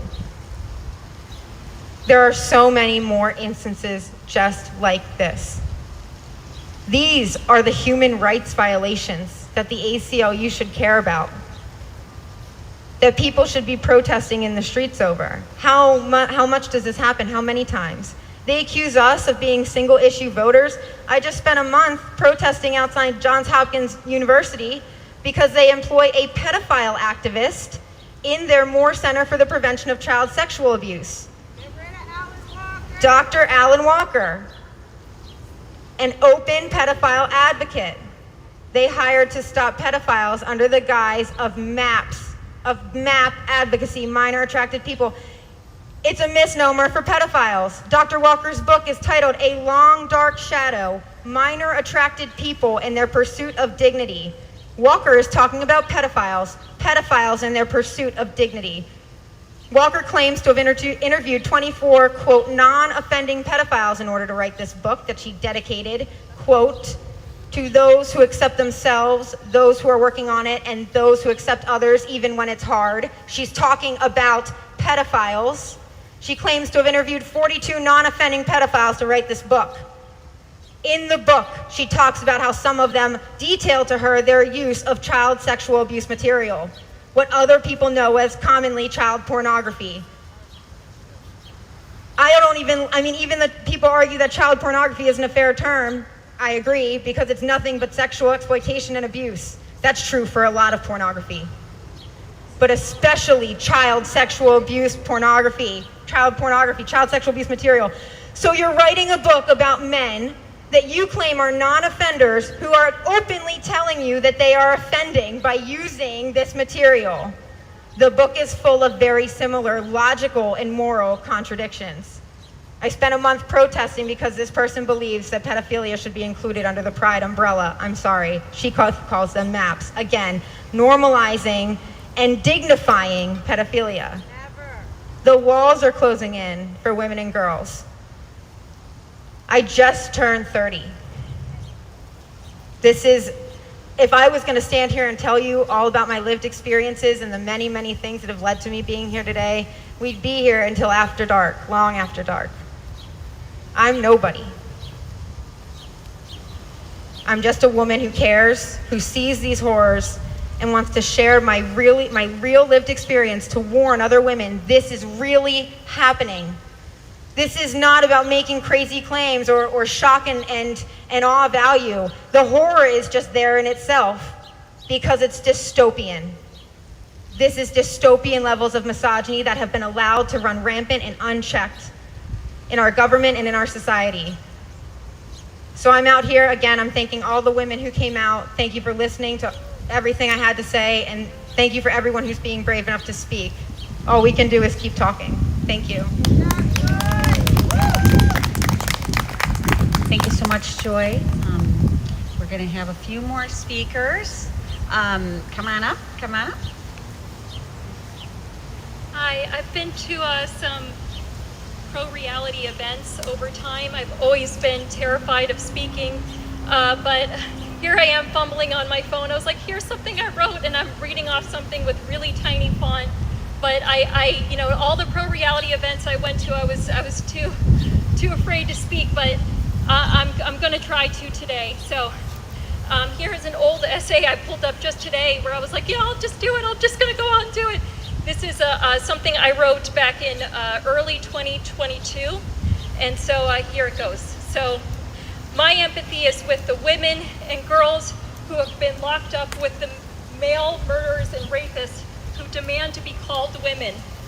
So politically incorrect of me. My empathy is with the women who have been assaulted, harassed, raped, and impregnated by this sacred group of men who are seen as so incredibly holy that they supposedly can transcend out of biological reality. This is an extremely supernatural belief that shouldn't be forced into policy and legislation. Apparently, the, quote, compassionate, politically correct liberal leftist thing for me to do is to pamper these incredibly abusive men who are apparently not men because they say so. The moment any man forces his penis inside of private female spaces and the female category itself, he is violating boundaries. I'm not okay with women forcing their vulvas into the category men, male, and the private male spaces either, but that's a separate combo, and women in men's prisons and sports and other spaces are less of a threat. This is the rape culture that liberals, leftists ignore, apologize for, and cheer on. Regarding the note about impregnated women in mixed-sex prisons, did social justice warrior liberals and leftists forget how babies are made? Is it because they got lost? Is it because they got lost in the fog of their nonsensical, reality-denying, elitist academic theories like queer theory? These harmful policies are based on nonsense. Are pushed by the pro-science people. Oh, let's give people birth control and it's all okay now. Queer theory and similar theories couldn't stay within the bounds of their own silos within academia. They had to penetrate and colonize themselves into our understanding of biology and language, as well as companies, laws, etc., in a dictatorial way. Isn't it ironic how this dictatorial stuff is promoted by anti-hierarchy and anti-fascist anarchists? What do words mean? Whenever this sacred group of men does anything wrong, social justice warriors will resort to logical fallacies and say, but they're not real trans, whenever it's convenient. Can any person coherently explain what female gender identity means without being circular or talking about sexist stereotypes? How is any adult human male not a man? How does any human/mammal transcend out of biological reality? What words can we have for reality? Why should we have policies based on words without coherent meanings to override reality-based policies? To make matters worse, some blue states have been passing or proposing bills like HB 1956 in Washington. I made this essay a while ago, to hide and distort the statistics of male violence even further and hide evidence to the public about the horror of what's going on in women's prison for, quote, privacy for these men. And yet the women caged with these psychopathic, violent men are not allowed to have basic privacy and space away from these abusive men who claim special identities. These men are so incredibly narcissistic and fragile, they can't handle the naming of reality that they are men. LOL, yes. Not all men are this fragile. Some men at least have the basic strength to acknowledge and tolerate the acknowledgement of biological reality, even from women. It's so exhausting to constantly clarify that even though male violence is a huge issue, and I support single-sex spaces in certain instances, the men can also be honest, good people, and there's nothing inherently wrong with being male men. I still have faith in them, and I'm 100% supportive of men to be gay or bisexual and not compared to sexist stereotype. That they're still men, and that's factual and not insulting. Sometimes men are violent towards other males, especially gay and feminine men, whether those men claim special identities or not. Instead of confronting the issue of male violence to protect vulnerable boys and men, they simply dump the issue onto marginalized women and girls. Why am I not surprised? Do men have the right to use us as shields for male violence? Are women human beings or things for men to use? Men can work to protect other males by confronting male violence, but in the meantime, maybe vulnerable men and boys can advocate for vulnerable male spaces for themselves and separate from other males. For example, have a segregated wing for vulnerable males in male prisons. Sometimes I agree with conservatives on issues, even if I disagree with them on other issues. Conservatives, liberals, atheists, and religious people alike sometimes turn their nose up and refuse to work with people who think differently from them, even for an important cause.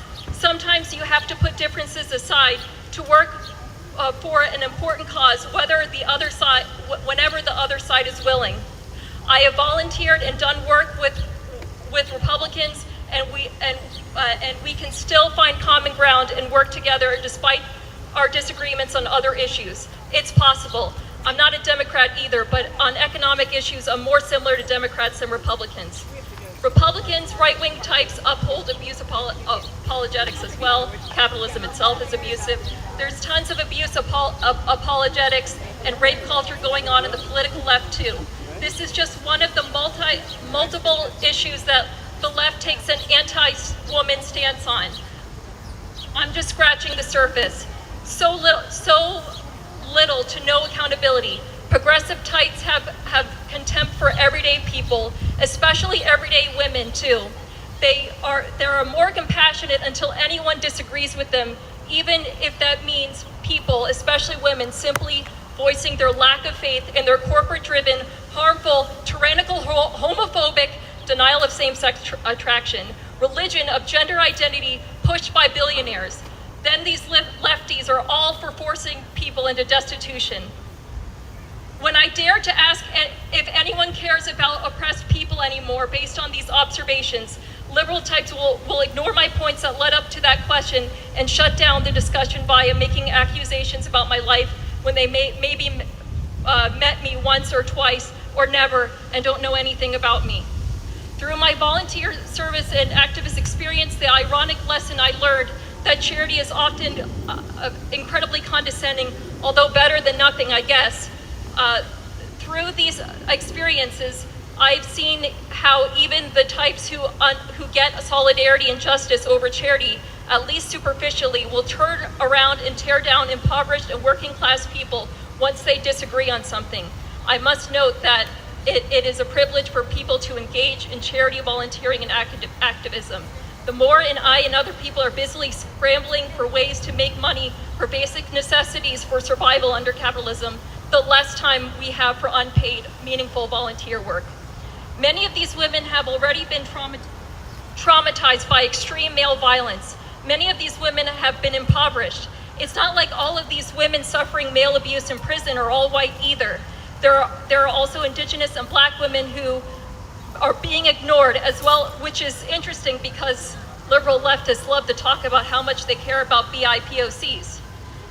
The claims of fearing violent men in men's bathrooms from men who demand to be called women is taken extremely seriously.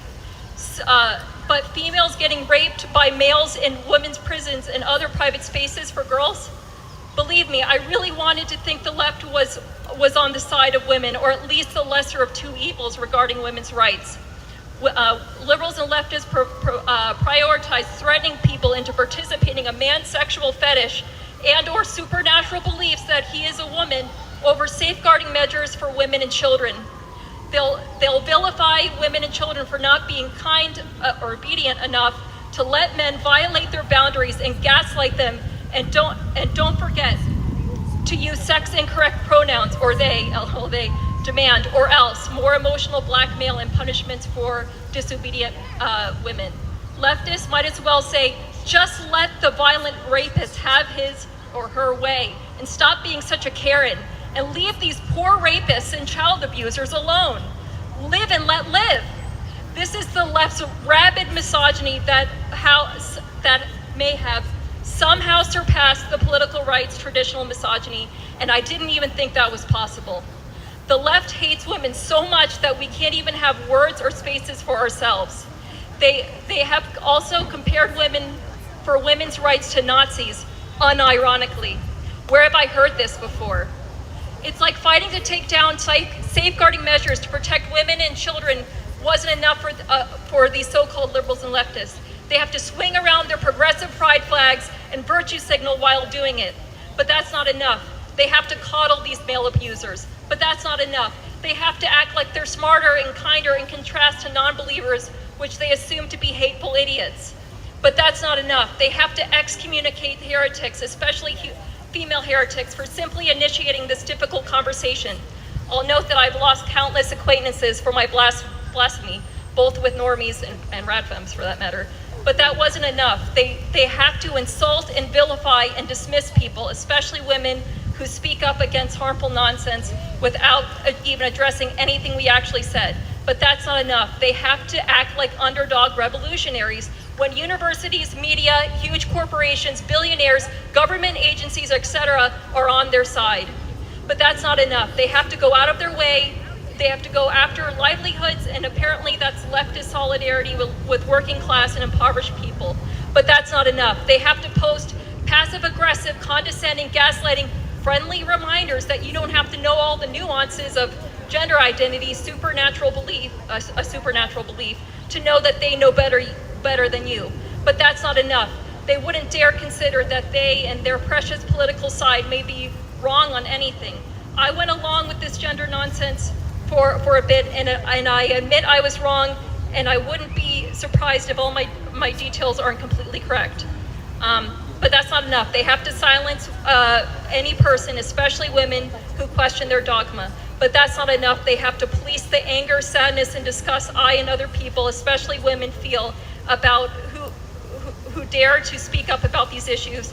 But that's not enough. They have to deny the existence of cancel culture, deplatforming, banning books, shutting down meetings, shutting down social media accounts, firing people, forcing them into destitutions, mobs harassing everyday people, especially disobedient, in a burn the witch, after her, burn her type of way. Whenever I see people like the ACLU virtue signal with their pronouns and progressive pride flags and anything related to this tyrannical homophobic religion, I think of the harm done to women and children.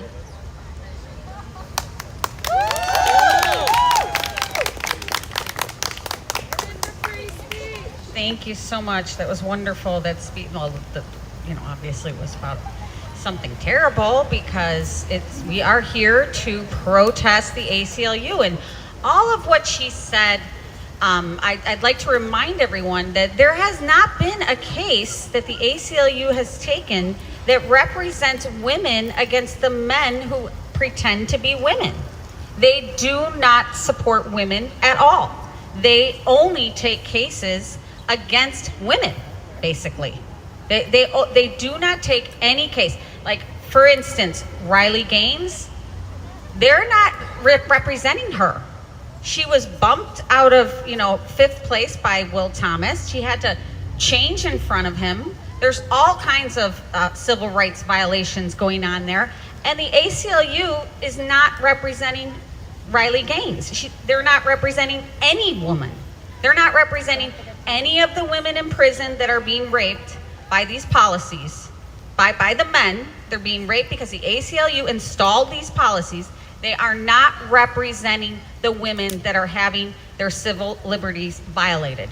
They will not represent women when they're up against a man that's pretending to be a woman, that's identifying as a woman. So I just want to remind everyone, the ACLU has not taken one single case where a woman is accusing a man that identifies as a woman of something. They will not take her case. They will take his case. They will advance an agenda for the gender industry and take his case. They won't take a case of a woman getting raped in prison. They won't take a case of a woman getting raped in a rape shelter. They won't take a case of a girl getting raped in school, in the bathroom, in the locker room. They will not represent women in this, when it's up against anything gender related. Demands So that is why we are here. We are here to say the ACLU needs to go. We need to dismantle the ACLU. If you are a card-carrying member of the ACLU, you need to know they don't represent Americans. They don't represent liberties. They're not civil, and they certainly are not a union. They try to ruin any kind of relationships people have together. They're trying to ruin men and women's relationship with each other. The gender industry is trying to separate us. And what we're here to do today is bring people together. So this is one of the greatest speakers corners I've ever led, because we can hear everyone, and it's a beautiful day. It's a beautiful day in the park, and we have more women coming up to talk. And if you would like to speak, just come and check in with me. I'll give you 3 minutes at the mic. Who's up next? Okay, come on up, lady. Woman, adult, human, female is up next. Women are human.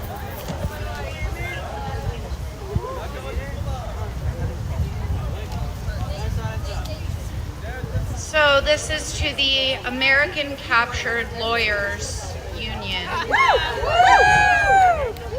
Jason Michael Hamm was on death row in San Quentin's men's unit awaiting his execution for beating his own 2 infants, 1 son and 1 daughter, and violently abusing the mother of his slain infants to keep her from going to police. He stored the infants' decomposing bodies in Tupperware containers. The day of his arrest, he and his battered and traumatized wife were arrested. They also had a 1-year-old girl in their custody who had life-threatening injuries, including 12 broken ribs, retinal hemorrhaging, bleeding under the skin, and internal damage. This is from Redux magazine.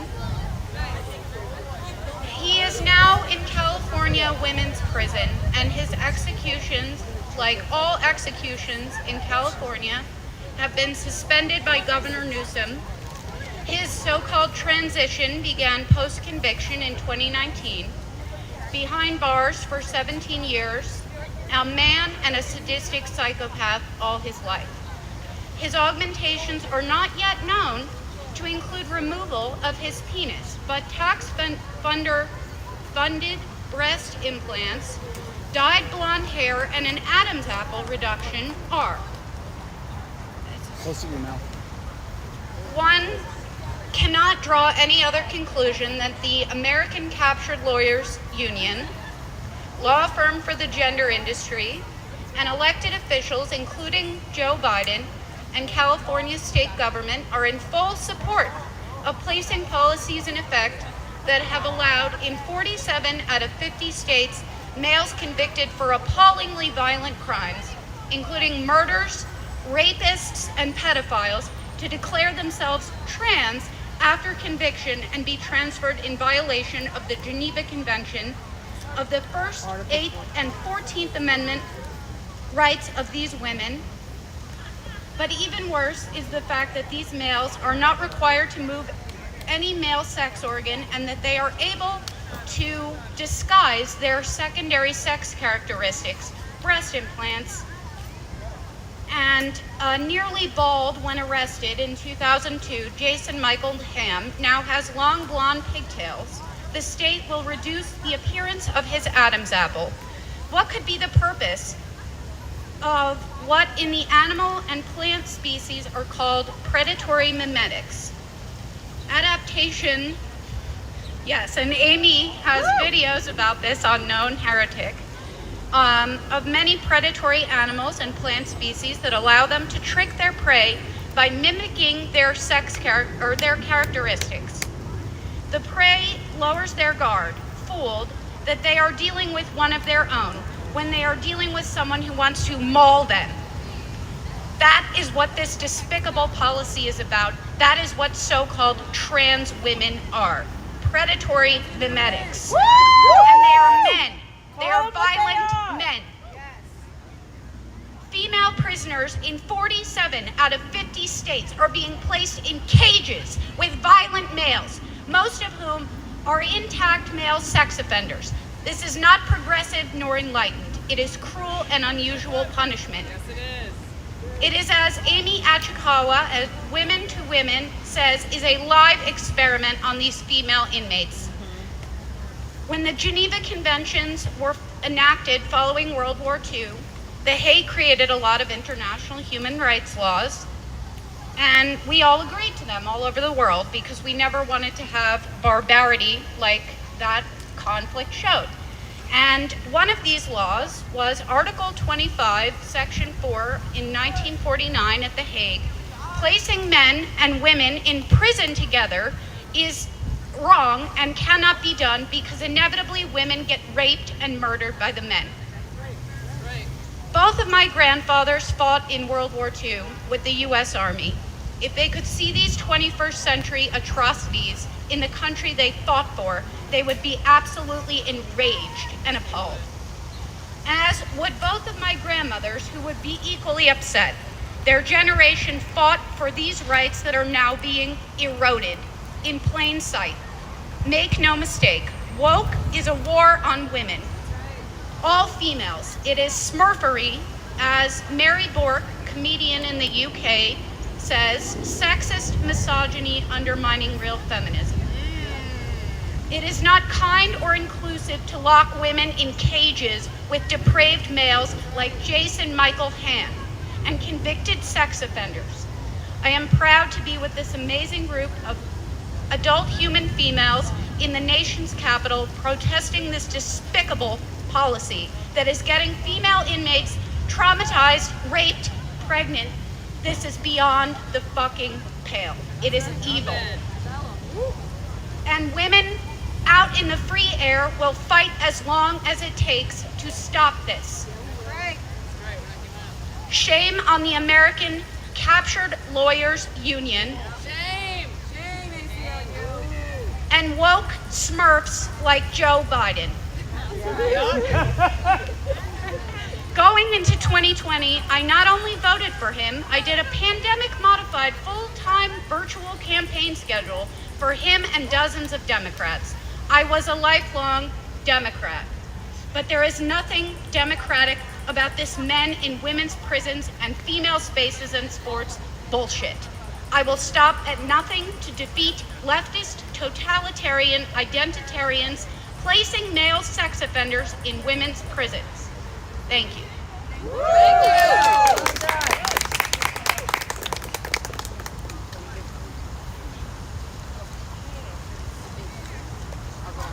Okay, another adult human female. Okay. Yeah, well, I'll explain my sign. The letters are kind of falling apart, but you can read. It says protect. It said protect women and children, not gender identity. T to play. Yeah, so now that you get the idea what it means, it also says adult human female.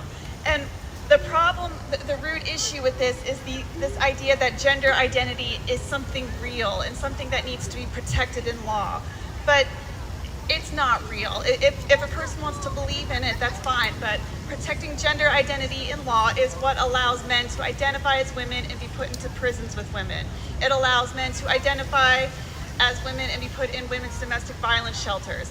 It allows men to identify as women and be put into women's bathrooms, into locker rooms. I know many of us have probably seen these dudes hanging out. And it's because it's a protected characteristic. So you need to speak up against it. You need to fight it in law. You have to call, in Virginia, we have a big election coming up, and then of course next year is more elections everywhere. You have to call your representatives. You have to call candidates and say, are you going to protect women and children? Are you going to protect gender identity? Because you cannot protect the two at the same time. You can only protect women and children, or you can protect gender identity. And right now, the ACLU is choosing to protect gender identity over women and children. And again, I know that it's not all Democrats, as most of you, but unfortunately the Democrats working behind us and in your Capitol buildings are choosing gender identity over women and children. So you have to speak up, you have to start talking, and that's why I'm here today. Find a way to speak out against this. Thank you so much. Thank you so much. Okay, we have one more. Oh, in the gold foil. Woman, adult, human, female. That's right. Hi, everybody. I'm here today because the ACLU is no longer fit for purpose. I discovered this after supporting them all through the Trump presidency because I thought they were defending civil liberties, but now they're defending nonsense. I actually was in DC last for when Kelly J. Keene came around for her USA tour, and I want to describe what has happened to me since then. I was really mad and I'm still mad now, but I realized something, and I want to share it with you out there on the internet.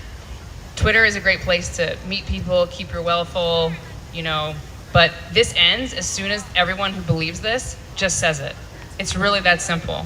And so I learned one thing. I had a job before that I had to leave in part because they were completely captured and they were directly involved in medical care, and I realized I couldn't work there anymore, just morally.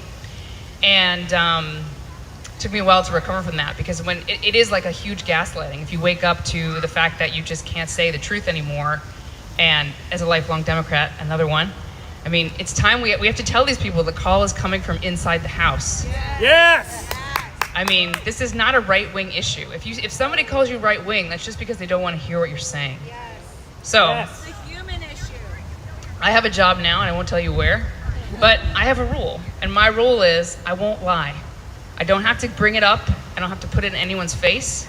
But if I am asked to be in a room that is supposed to be women only, and there are men in there, I will leave. If somebody asks me tells me their pronouns, I'll just say pronouns are immutable. That's my belief. You just don't lie. You don't have to be mean. You don't have to be militant. You just have to never lie. And if you take that commitment to radical honesty, not only am I free now of all the anger and confusion and fear that lived in me, you just have to take the risk. You have to take the risk, because in the end, all this takes, the majority of people agree with us, they're just too scared to speak. As long as we send those signals that if we just all say no at the same time, it ends. The moment this is on the front page of the New York Times, it's over. We're getting there. We're getting there. If the Atlantic is starting to print stuff that they wouldn't have printed 2 years ago, we are getting there. We are getting there. All you need to do is just make a commitment to yourself. Don't tell a lie. If you know that a man is a man and a woman is a woman, just don't lie. It's really that simple. Thank you so much for that, and you are totally correct about that. No lying, and it's so easy. Just say what you see. Just say what you see and call it like it is. We have one more speaker that, we have these speakers corners so that people can come up that, want a chance at the mic to speak their mind about what the ACLU is doing. The ACLU is the legal agent of the gender industry, and they are the ones that have found niche cases to push forward an agenda. So when you see a man like Will Thomas, or you see, Dana Rivers in Washington State going to jail, that he is in women's prisons because of the ACLU. Will Thomas was able to swing because of the policies put forward by the American Civil Liberties Union. So if you are a card-carrying member, this is something you might want to know, because if you support women and girls and free speech, the ACLU is your enemy. And before I bring the last speaker, was a gentleman that just came up and wanted to speak, I wanted to say a few things about what we're doing here. We're trying to galvanize a movement and be a guiding light for people to come to us that want to do something about the ACLU, lawyers that want to help combat the ACLU's policies. We cannot stop the bleeding unless we stop the ACLU.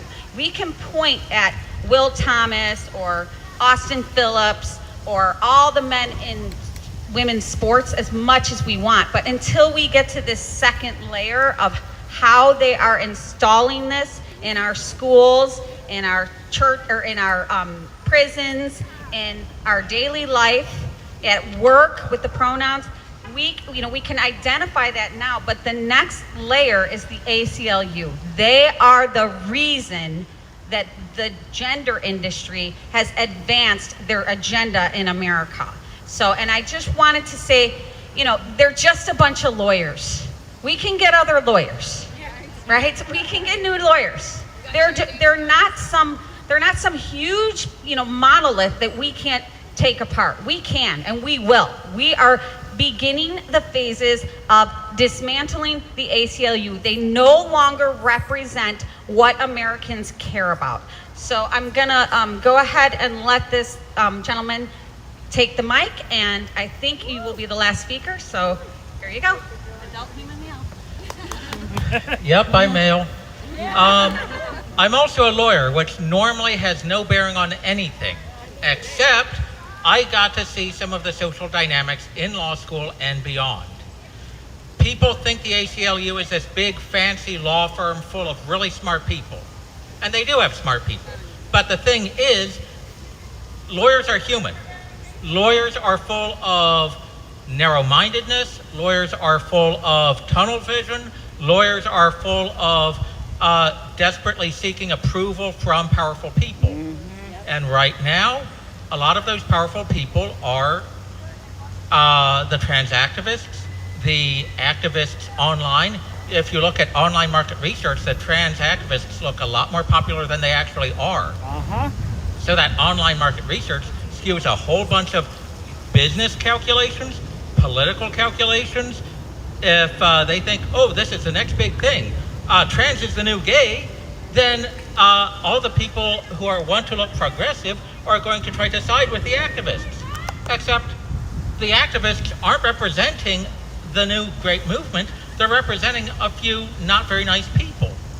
And they're not recognizing it because they aren't looking outside of their media bubble. And the same applies to lawyers. There's very little awareness of the practicalities of life. In law school, when I told about a guy whose wife's ex-boyfriend got out of prison and needed a place to stay, that's an everyday life for a lot of people. Prison is part of life. Changing rooms are part of life. Not being able to complain is part of life. But you have people entering the higher ranks of the legal profession, high prestige organizations like the ACLU, who don't understand what ordinary life is like. So they don't understand how things go wrong. And let me tell you, the legal system, all these precautions were designed around how things go wrong.